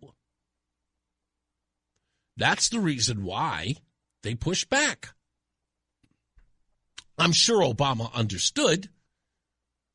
I'm sure people turned around and said, hey, I can't get elected if I'm ticking off this group. And I can't get the blacks to vote. I only get a small modicum of them. But these folks, they're going to fundraise. They're going to donate to my campaign. They're going to donate to all the Democrats. I got to do something. It wasn't like the Obama administration couldn't push back on the government of Connecticut, but he didn't. He didn't even admonish them at all. Weird. I looked it up. I'm trying to figure out whether or not there was like a tug of war between the Obama administration and Connecticut. Nothing. Democrats are just actively saying, oh, I think it was wrong. I think it's horrible. Sure, did they criticize the Obama administration? Yeah, kind of. They kept it civil. There was none of the stuff we're seeing today. But as I tried to tell you before, the reason why we're seeing what we're seeing today is all about money. It's never about organic protest. It's never. These people couldn't tell you morally what they believe in ever. They are simply guided by their pocketbooks. They are. They can be angry about anything you want them to be. It's interchangeable. Tell these kids be angry about, I will pay you $100, $200, go out there and protest, scream, holler, call people fascists, collect your money at the end of the day. Folks, they're standing out in sub-degree temperatures in Minnesota. Sub-degree temperatures. For what? Does any of it make sense? No. Let's go to Stephen in Waterbury. How are you, Stephen?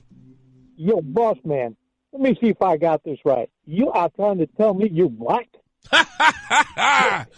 Nobody knows.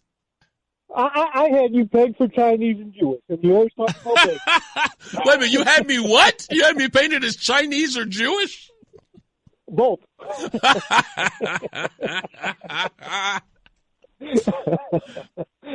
Oh man! What do you got for me, boss? I'm good, man. I'm good. How you weathering this storm? I'm fine. I rolled in at 6:30 this morning after I did my driveway. They let me out an hour early. So look, I got to give it to all the guys who have been out all night. They were at my building. They were everywhere. I couldn't believe that there was actually. I mean, there was so much snow. I couldn't see any asphalt. But they did pave, and I'll admit, after a while, it becomes too much to bear because they are overwhelmingly snowed in everywhere. Well, I used to plow around the clock for Naugatuck using my truck. It was like a subcontract years ago, but I could drive all day, 24 hours usually. But anyways, that being said, you were talking about Roseanne maybe doing a show. I'm sorry, you were talking about Roseanne doing what? You and Roseanne were talking about maybe her getting on the radio and doing a whole program sometime, right? Doing another program? Yeah, you about a week and a half ago. Oh, yeah, talking about doing something off the... Well, somebody had mentioned it, about doing something like sort of an uncensored version of the show. Well, here's what I was kind of thinking. I don't know how easy it is to do, but to get her, like, feet wet. I know, like, this is one of my problems. She may not have this. Okay. But my memory is not always good like yours. Like, I'll tell you something. You come up with 20 years back, and you're right on target. You know what I mean? Jim Gleiser was great for that, too. Even with his lupus and stuff. It was amazing how he could handle that. But I was thinking maybe if you guys could do some kind of podcast, maybe on a Saturday or something, until she really gets acclimated or whatever, and then maybe kind of go solo at some point. I think that, you know what, excuse me, I think that would be a great idea. In fact, Roseanne is talking about it. She's, to be honest with you, Stephen, she's got such a bug now in her bonnet about doing this now, and she never thought she would. She loves that, but I think it's a great idea for her. In fact, I'm trying really, really hard to usher her into doing her own show. I think women would really like that show. Because I think she has a lot of interesting stuff to talk about. I kind of want her to fly on her own, because I think that you guys have proven to me that you like her. And she's interesting, and you know, you guys love to listen to her laugh and the stuff that she talks about. So I think I don't want to take anything from her. If anything, I want to give her the wings to fly. Well, I was just kind of thinking, like, you could kind of be there, like, as a safety net. Oh, yeah, absolutely. I would totally produce her show. Oh, without a doubt, I would totally produce her show. There you go. There you go. Awesome. Thank you, boss. I appreciate you. Let me get to my homegirl and conspiracy theorist in crime. How are you, Kim? How are you? I'm doing fine, Reese. Thank you. I'm not a conspiracy. I'm teasing. You know I say that tongue in. Point her out. I tease in that, because that's what, you know, that's always the comments they give to you and Simsbury Joe when you guys are right over the target. They never call you a liar. They call you a conspiracy theorist. Right.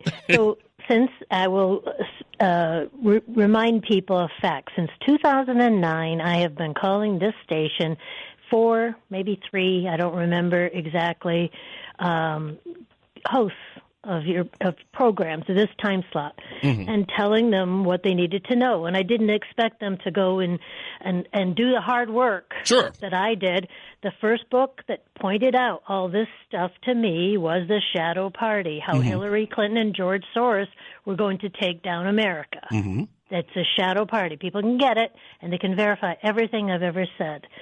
So anyway, a couple of things, and I'll get back to what I learned in there. But yesterday, you know, listening to Jack Smith's testimony, I went through the whole... Oh, did you go back and watch the whole thing? I did. And it's amazing how many Democrats said, we need to give our thanks to these wonderful federal employees here, the Capitol Police. They were just doing their duty, right?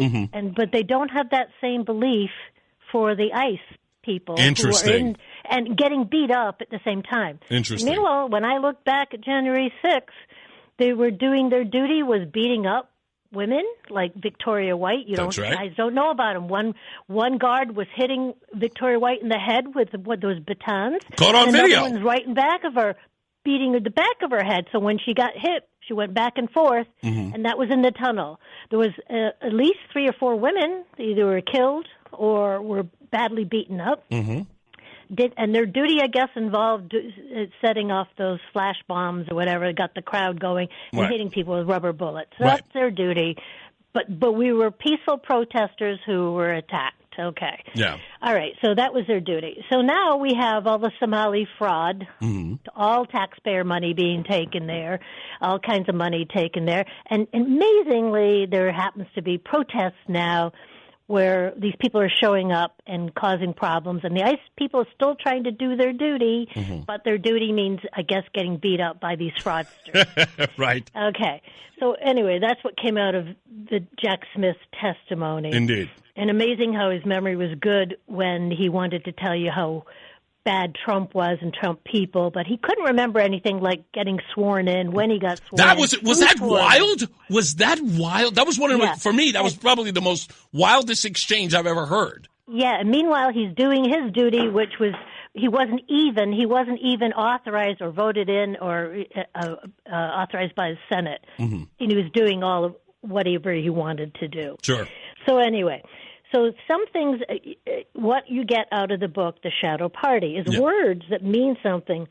And it's amazing how there's a cross in the testimony of Jack Smith about there's certain words you need to know, like human rights. Well, Soros was involved in setting up human rights type of thing. He pushed it through Jimmy Carter, who Jimmy Carter managed to push in all those extra bureaucracies that we didn't need, education, environmental, and all the rest of them.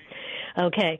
And by the way, Soros said, Jimmy Carter was my favorite president, which made me look back and see, because he did everything you wanted, the pre-communist state.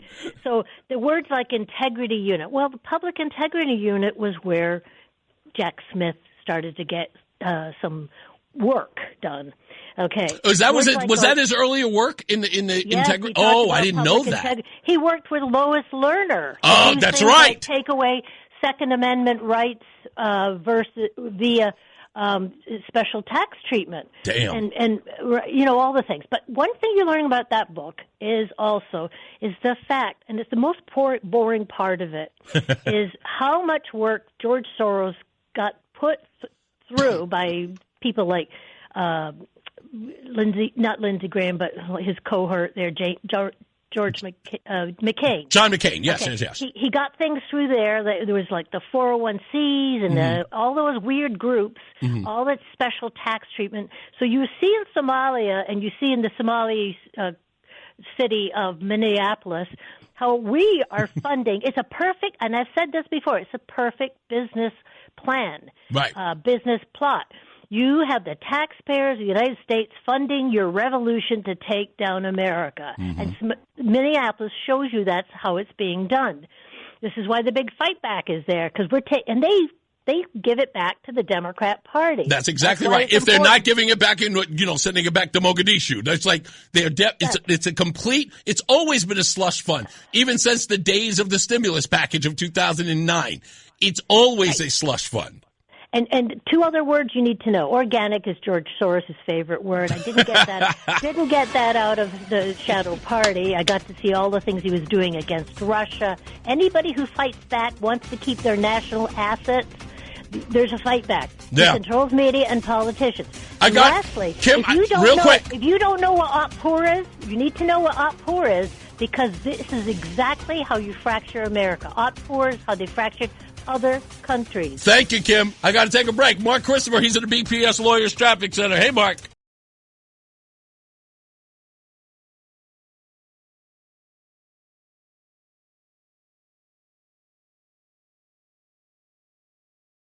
The hour that packs a punch. It's Reese on the radio on WTIC News Talk 1080. Am I still doing this? I thought I really want it back. I'm sorry. We'll do Negro nonsense in a second. I keep forgetting to take the element off. I did want to talk about this while we have time, because we were having a discussion over the weekend about the impending snowstorm that we now are in the middle of, and I had it here. And I put it somewhere, and now I have to find it. So if you're listening to the ruffling of my paperwork here, that's the reason why you're hearing it. And the reason why I wanted to get to the bottom of it, I'm hoping maybe it's over here. Is this? Yes, I have it. Okay. So this was driving me nuts. So people were having a debate online about, isn't the snowstorm called Fern? And I was like, no, I don't think so. Larry was a person who was constantly saying, no, it's called Fern. I was like, no, I heard it was called Benjamin. So he and I are going back and forth. And then he's like, no, he said, my bad. I thought it was called Fern. I heard it was called Fern. Well, Larry was just as right as I was. He wasn't wrong, and he shouldn't have had to apologize. But the confusion is the stupidest thing I've ever heard. There is no superstorm naming or snow or if it's not a hurricane, there should not be a name. But apparently, this has become a thing. And I looked this up. The logic behind naming winter storms in a style similar to hurricane assigning them personal names like Athena, Blizzard, or Fern stems primarily from a private initiative by the Weather Channel, which began the practice in 2012-2013. No official meteorological agency like the National Weather Service, NWS, in the U.S., or the NOAA has ever adopted or endorsed naming winter storms this way. It has never been done officially like hurricanes. So when people are doing this, they are actually being, again, indoctrinated into calling them these stupid names. Why? Here's why. The Weather Channel believes that this improves communication and public awareness. Now you have to be aware of a hurricane or a winter storm, I should say. That's the dumbest thing I've ever heard. Snow is coming, and lots of it will suffice. As you can see outside, no one is going to remember if it was Benjamin or Fern. No one. No one is. No one's going to care. It's the dumbest thing in the world. Can you imagine if Mark Christopher in the BPS Lawyers Traffic Center came up with a name for a traffic event? Like perhaps a 10-car pileup. What would you refer to that? 10-car pileup. Fern is on I-84. Was that what you call it, Mark? The eve of destruction. The rest of us would just call it traffic. Yeah. You wouldn't call it a name. Can you believe this? This isn't even a real thing. And thank God for John Silva, because he was the one who set me up. He was like, listen, this is a stupid thing that people do. It's like it's not real. And I looked it up, and I was like, sure enough, he's right. It's all made up. There is no Fern. There is no Benjamin. There is no winter weather naming. No. It's all fake. Yeah, there's one station in the market that does that.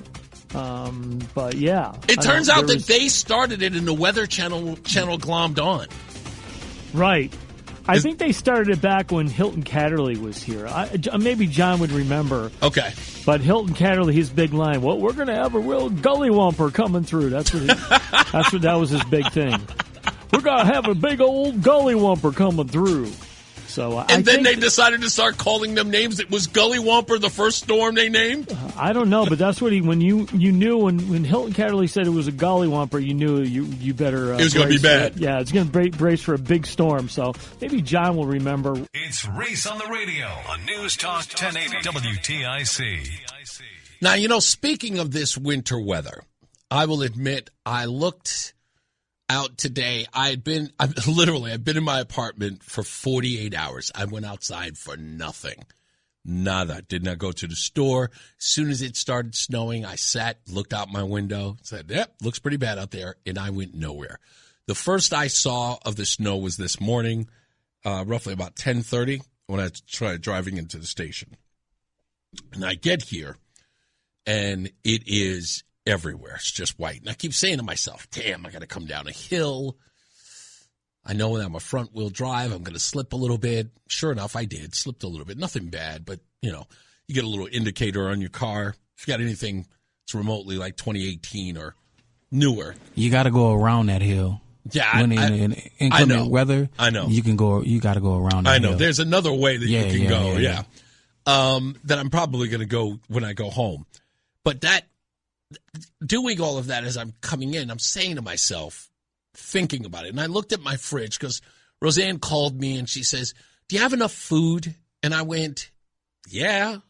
But I wasn't confident when I said it. It was sort of like, I guess. And I do. There's food in there. There's good food in there. There's no comfort food in the house. Like I don't have my almonds, I don't have my chips. There's no chocolate that I can touch in the house. Because it's all hers. So I really don't. And I'm running out of fruit. I usually have apples and oranges in the house, and I'm running a little low on those. So I haven't really shopped, as it were. And I started to think, I'm like, what's going to happen when I go to the store? Before the show started, I stopped at the Dunkin' Donuts. And because of the snowstorm, do you know they had no donuts and no bagels? Nothing fresh. They were plumb out. I was like, wow. So I bought something that was in their frozen thing, and that was it. So I kept saying to myself, maybe I should get to the supermarket. But then I thought, why? Why bother? Everywhere you look, there are people out there who took everything. They took the bread. They took the milk.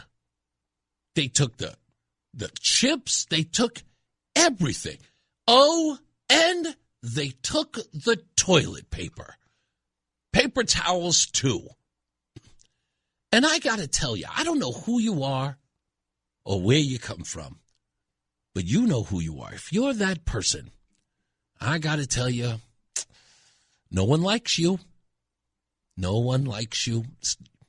You ever ask yourself why you never invited to parties? Because they know you're that guy. It's a snowstorm, okay?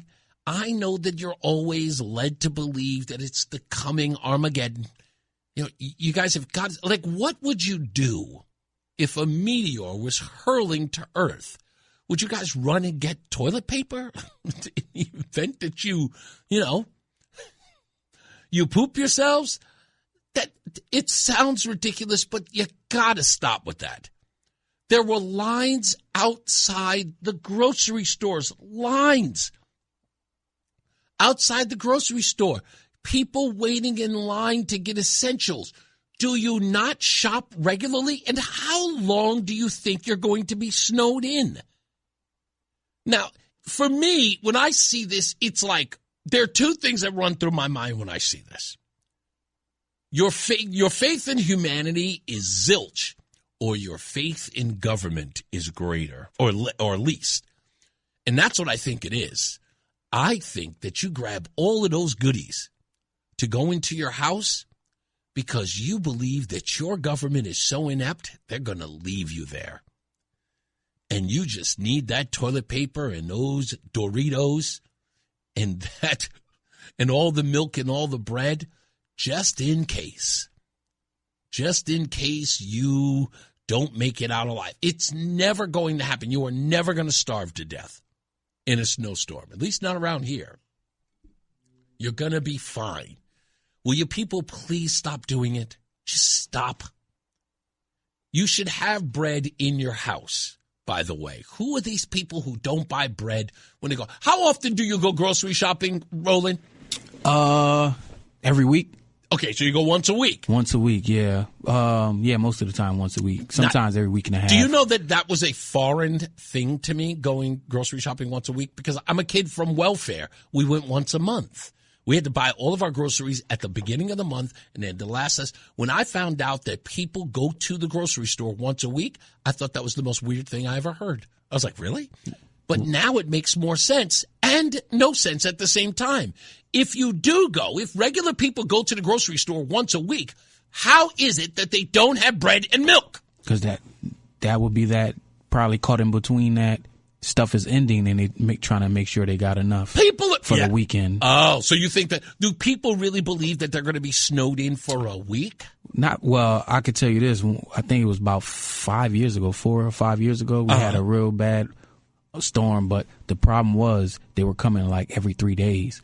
So it dropped a foot, then 3 days later it dropped another foot, then 3 days later it dropped 6 inches, then 3 days later it was like 4 or 5 back to back. Right. And I think people are still, traumatized from that because it was quite a few people that died because the ambulance couldn't get to the house. Now I've seen that. That New York was like that a couple of years ago with de Blasio, but it wasn't from starvation. No. It was a crazy story in New York City. Many people might remember this. And the ambulance couldn't get to a person who was in trouble because there was a strike that happened at the same time as the snowstorm, and the sanitation department, which does the plowing in certain jurisdictions, did not plow the street, and the ambulance couldn't get to the home. Yeah.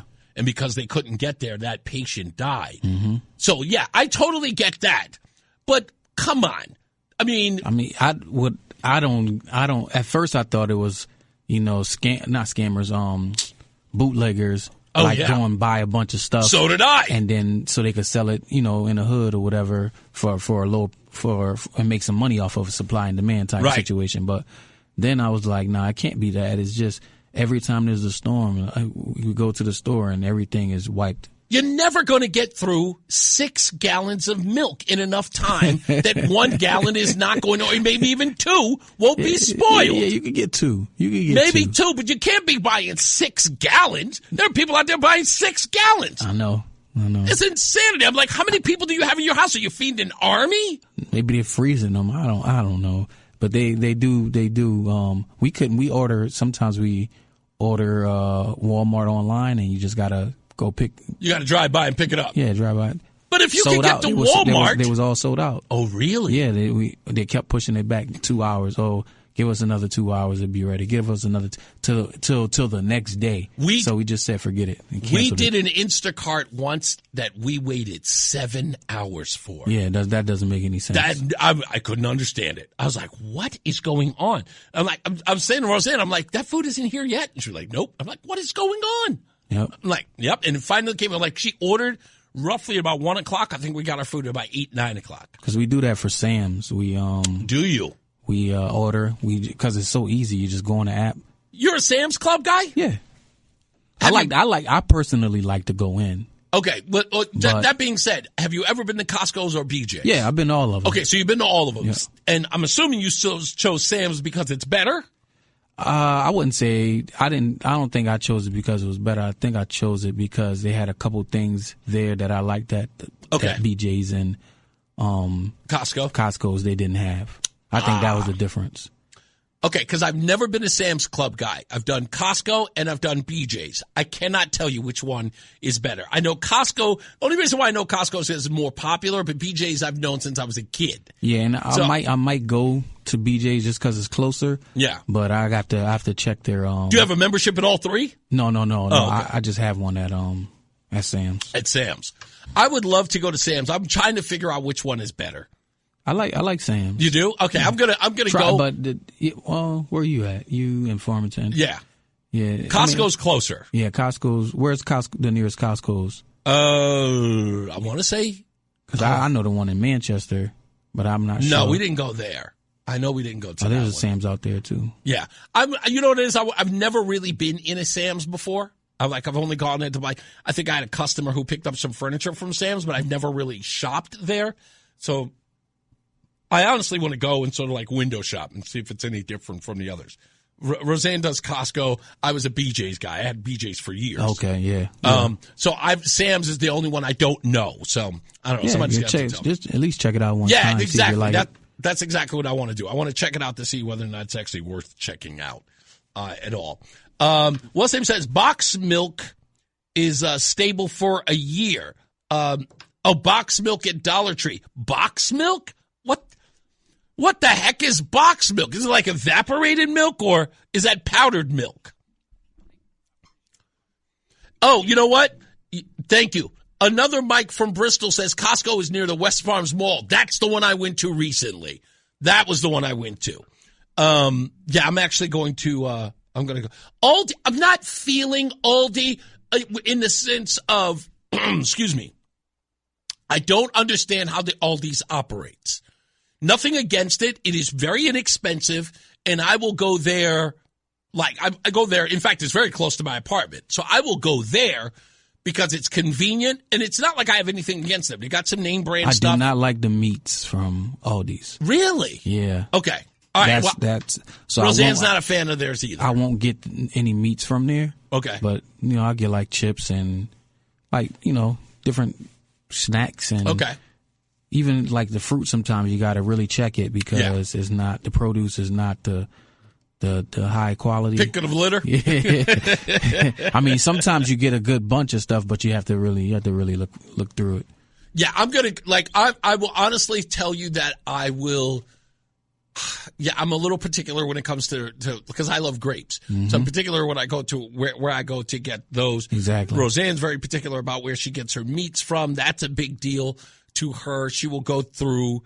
I mean, it's exhaustive, but she will go through it. Even I get meat from Walmart sometimes, but even there, meat ain't not up to par. It ain't the greatest. Right. A lot of times we'll go to the meat market, to be honest. Where do I get? Okay, so KB says it's just milk. It's box milk.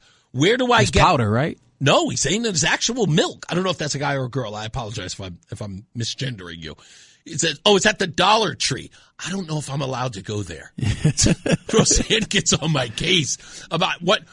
What? We have a Dollar General. Do we? Right by my house. Yeah.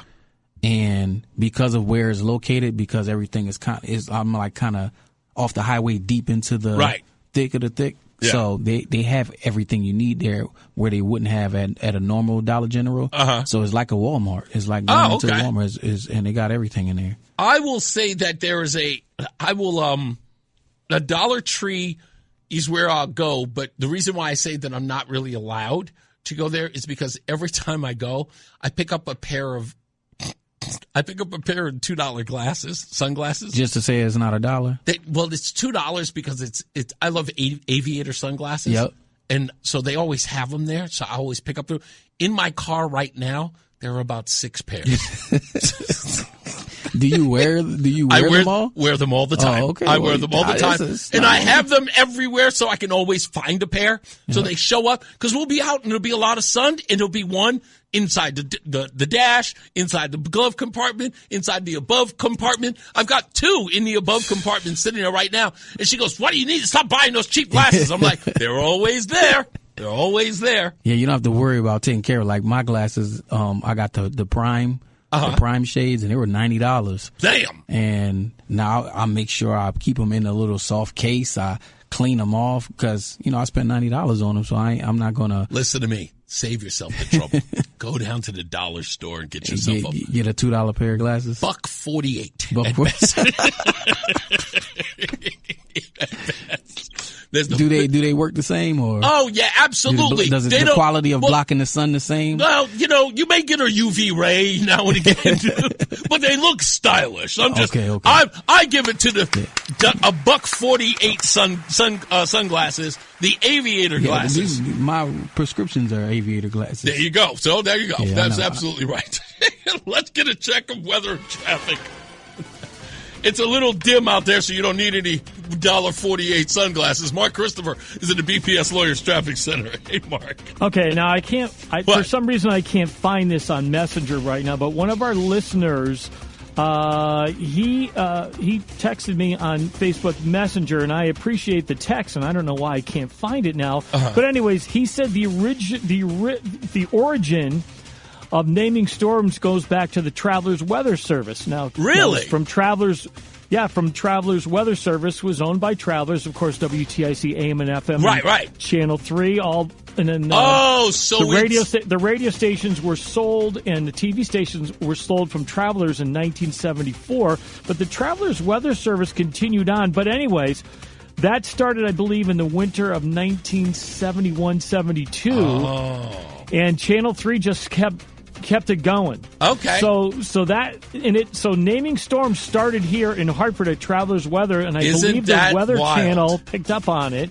And I can't find the guy who just texted me this. Okay, well, if you find it, send it to me because I want to know the history of that too. Yeah, but it actually started at the Travelers Weather Service, and I believe it was the winter of 71-72. And when there was a major storm, they would name it to kind of tip people off that this is going to be a 6+ inch storm. It's a major storm, so that's why they did it. And Channel 3 has kept that tradition since the early 70s. The Odyssey app lets you jump back to the moments you missed from WTIC News Talk 1080. Download the free Odyssey app, search WTIC News Talk 1080, and tap earlier today to get started.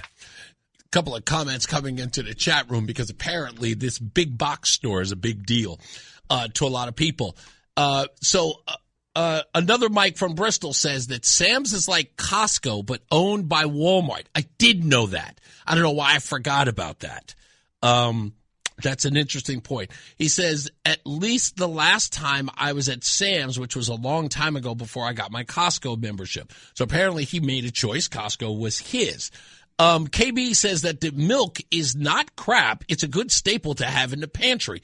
I'm not. If I gave the impression I'm dismissing box milk, I've just never heard of it before, and when you say box milk, are you talking about like the milk in a carton? Because I know what a carton of milk is, but if you're talking about box milk, like the what's it like, the chicken broth box? You know that, like the tall box that the chicken broth always comes in?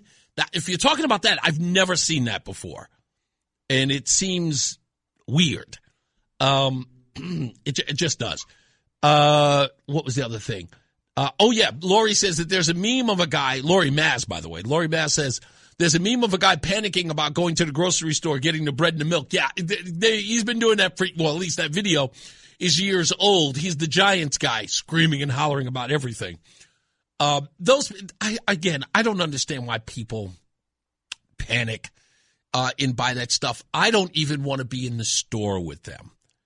And I if they don't have a self-checkout, I don't even want to be in the store. I used to abhor the self-checkout aisle. Now I love it. I adore it because I don't have to deal with anybody. I just go in, ring my stuff up, and get out of here. Oh, okay. So KB says that it's just like that box. Okay. It's like a box of the broth, but it's milk. Okay. All right. If you swear by it, I'm not going to not in any way going to criticize something that you swear by. I've never had it, so I have no criticism to really give. So I appreciate it. And next time I get into the store and I see it, I may pick it up. I'm not a milk guy, though. I have to tell this horrible thing. So I used to love milk. I used to drink milk all the time. And then I turned 35, and I have no idea what happened, but apparently 35-year-old black males become lactose intolerant at the age of 35. I did not know it, but it happened to me. I used to drink milk. I used to drink a quart of milk with a triple-decker peanut butter and jelly sandwich. And then one day, it was over. It has never been the same. So I haven't had milk, and now, 21 years I haven't had milk. I've had ice cream, though. Mark Christopher, he's in the BPS Lawyers Traffic Center. You can't have ice cream. I remember you saying that. You eat it anyway, but you're not supposed to. I'm not supposed to have it because I'm diabetic. Eat it. Oh, all the time. Are you kidding? You said because you're diabetic. Yeah, type 2 diabetic, so I'm not supposed to have sugar, but. Oh, how do you can't deny it, man. You can't. You know what? I can't. Take years off my life. I'm going to enjoy my life while I'm here. You know, I hear you. You know, it is what it is. I hear that. It is. I'm enjoying my life. Yeah. I still can't find that guy's name. I don't know where it just disappeared. Like when you text somebody back or message somebody, it's right there. I cannot find it. So I'm glad that he actually shared it with us. Yeah. But maybe he could share it with me. Yeah, I'll try my best to find this. So Thank you, sir. I don't know why I can't. My phone does things that I can't control. It just does whatever it wants. So whatever. What's up, everybody? You know who it is. You know who it is. You know who it is. It's Reese on the radio. Frederick Douglass of the 21st century. It's WTIC News Talk 1080. All right, we're about to get up out of here with we're just gonna have to save Negro nonsense for later on in the week. Maybe we'll bring it back. Big John says, check the ingredients for preservatives, how milk not to be refrigerated and not expire. Okay, I'll check into that. I can't have it. I can't drink it anyway, so it'll just sit there. Craig in the car says, I have a 10-pound bag of flour, yeast, a case of tomato sauce, a 5-pound bag of frozen cheese, and a gallon of olive oil. He goes, if anything gets worse, I will make pizza for a month. I'm not making anything. I don't know about you. Maybe you guys who will sit in the kitchen and you guys will cook and bake and all that other stuff because you have the time. I'm baking nothing. I'm a ready-to-eat, shelter-in-place kind of guy. I don't want to be cooking and making things, trying to make it adventurous. Oh, look at me. I'm going to make a quiche. It's not going to happen. My wife can do that. She will take. I can cure my boredom easy. Easy. I don't need. It's why I don't have a hobby. I can cure boredom lickety split. So that's all. That's all I'm saying. I don't need to do all of that. By the way, if you are not on X, formerly Twitter, go. Just get on there. If you're not following Reese on the radio, please follow the show. What do we have? Like, we don't have a lot of followers. We have a considerable amount. I mean, it's okay for this program, or at least for me. What are we up to? 1,297 followers. If you're not following Reese on the Radio there, follow me on Facebook. That's always good. And you can go to reeseontheradio.com to go to any one of the social media platforms so you can follow the show. This is important because I do a lot of content, and now that Roseanne isn't home, I've got more time to do it. See, when she's home, that I have to give her all of my time and sort of dedicate my life to making sure that she's not bored because I am Roseanne's hobby. That's how that works. I don't need a hobby. I am Roseanne's hobby. Let's go here. Let's drive there. Let's go to this place. Let's go to that place. That's Roseanne for you. So I am missing the hell out of her. I will tell you that. I'm missing her like crazy. And not having her here almost feels like not having a limb. And I think we're going to actually buy a second car, Roland. We're going to buy a Sebring. It's 20 years old, but it's a convertible. And it's in really good condition. I mean, a really, really good. It's only got 86,000 miles on her. That's not bad. And I don't know who's going to drive what.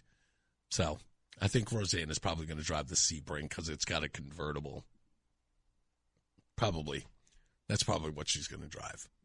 So I'll just drive the SUV. Whatever, I don't care. I'm not really much of a convertible kind of guy. Unless, of course, it's a Mustang or a Lincoln Continental hard top, drop top. That's actually, it's good. Like the one the one that Kennedy was in. Yes, the one he was shot in. Yes, but it's a convertible Lincoln. I'm crazy about that car. Crazy about that car. Let me go to Frank. He's on hold. How are we doing, sir? Good. What can't you drink? Milk? Yeah, I can't drink milk anymore. I'm lactose intolerant. It happens for some odd reason when you're black and 35, you can't drink it anymore. Oh, I never drank that white garbage anyway. I had 2 glasses, and I told my mother I'm not going to drink this anymore. So she solved the problem. Hooch chocolate milk. I drink it by the gallons. Of course. You know, ever since then, I've had a problem with the color white. I mean, let's be honest. It's depressing living in this state right now.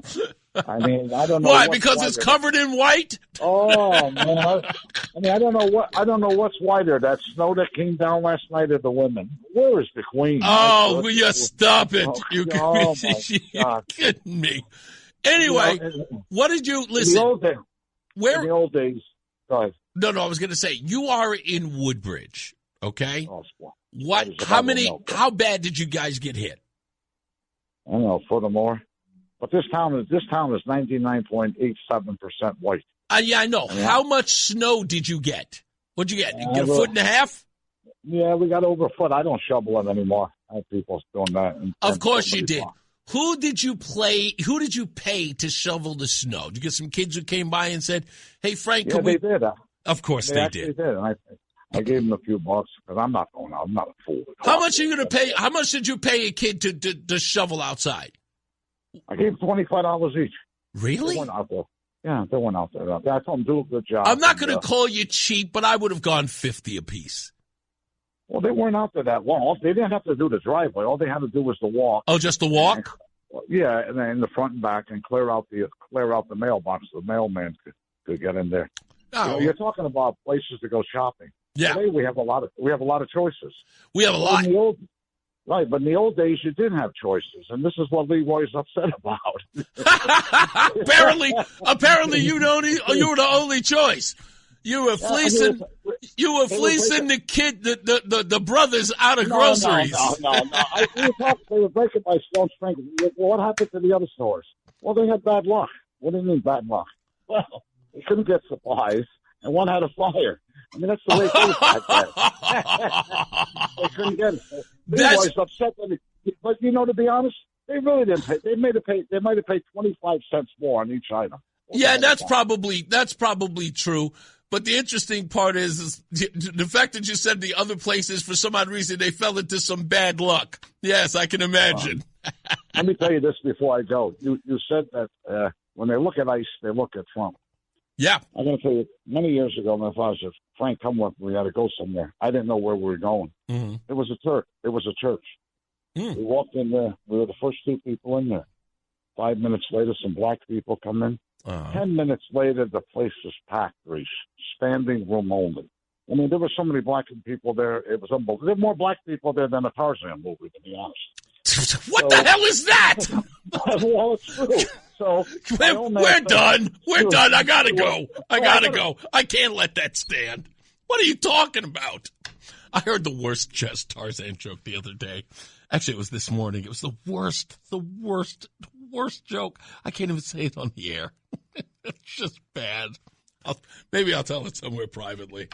What happened to the WTIC party he was going to host? And I offered all my ideas to DJ services for free. I'm not sure about that. I never even heard about that, KB.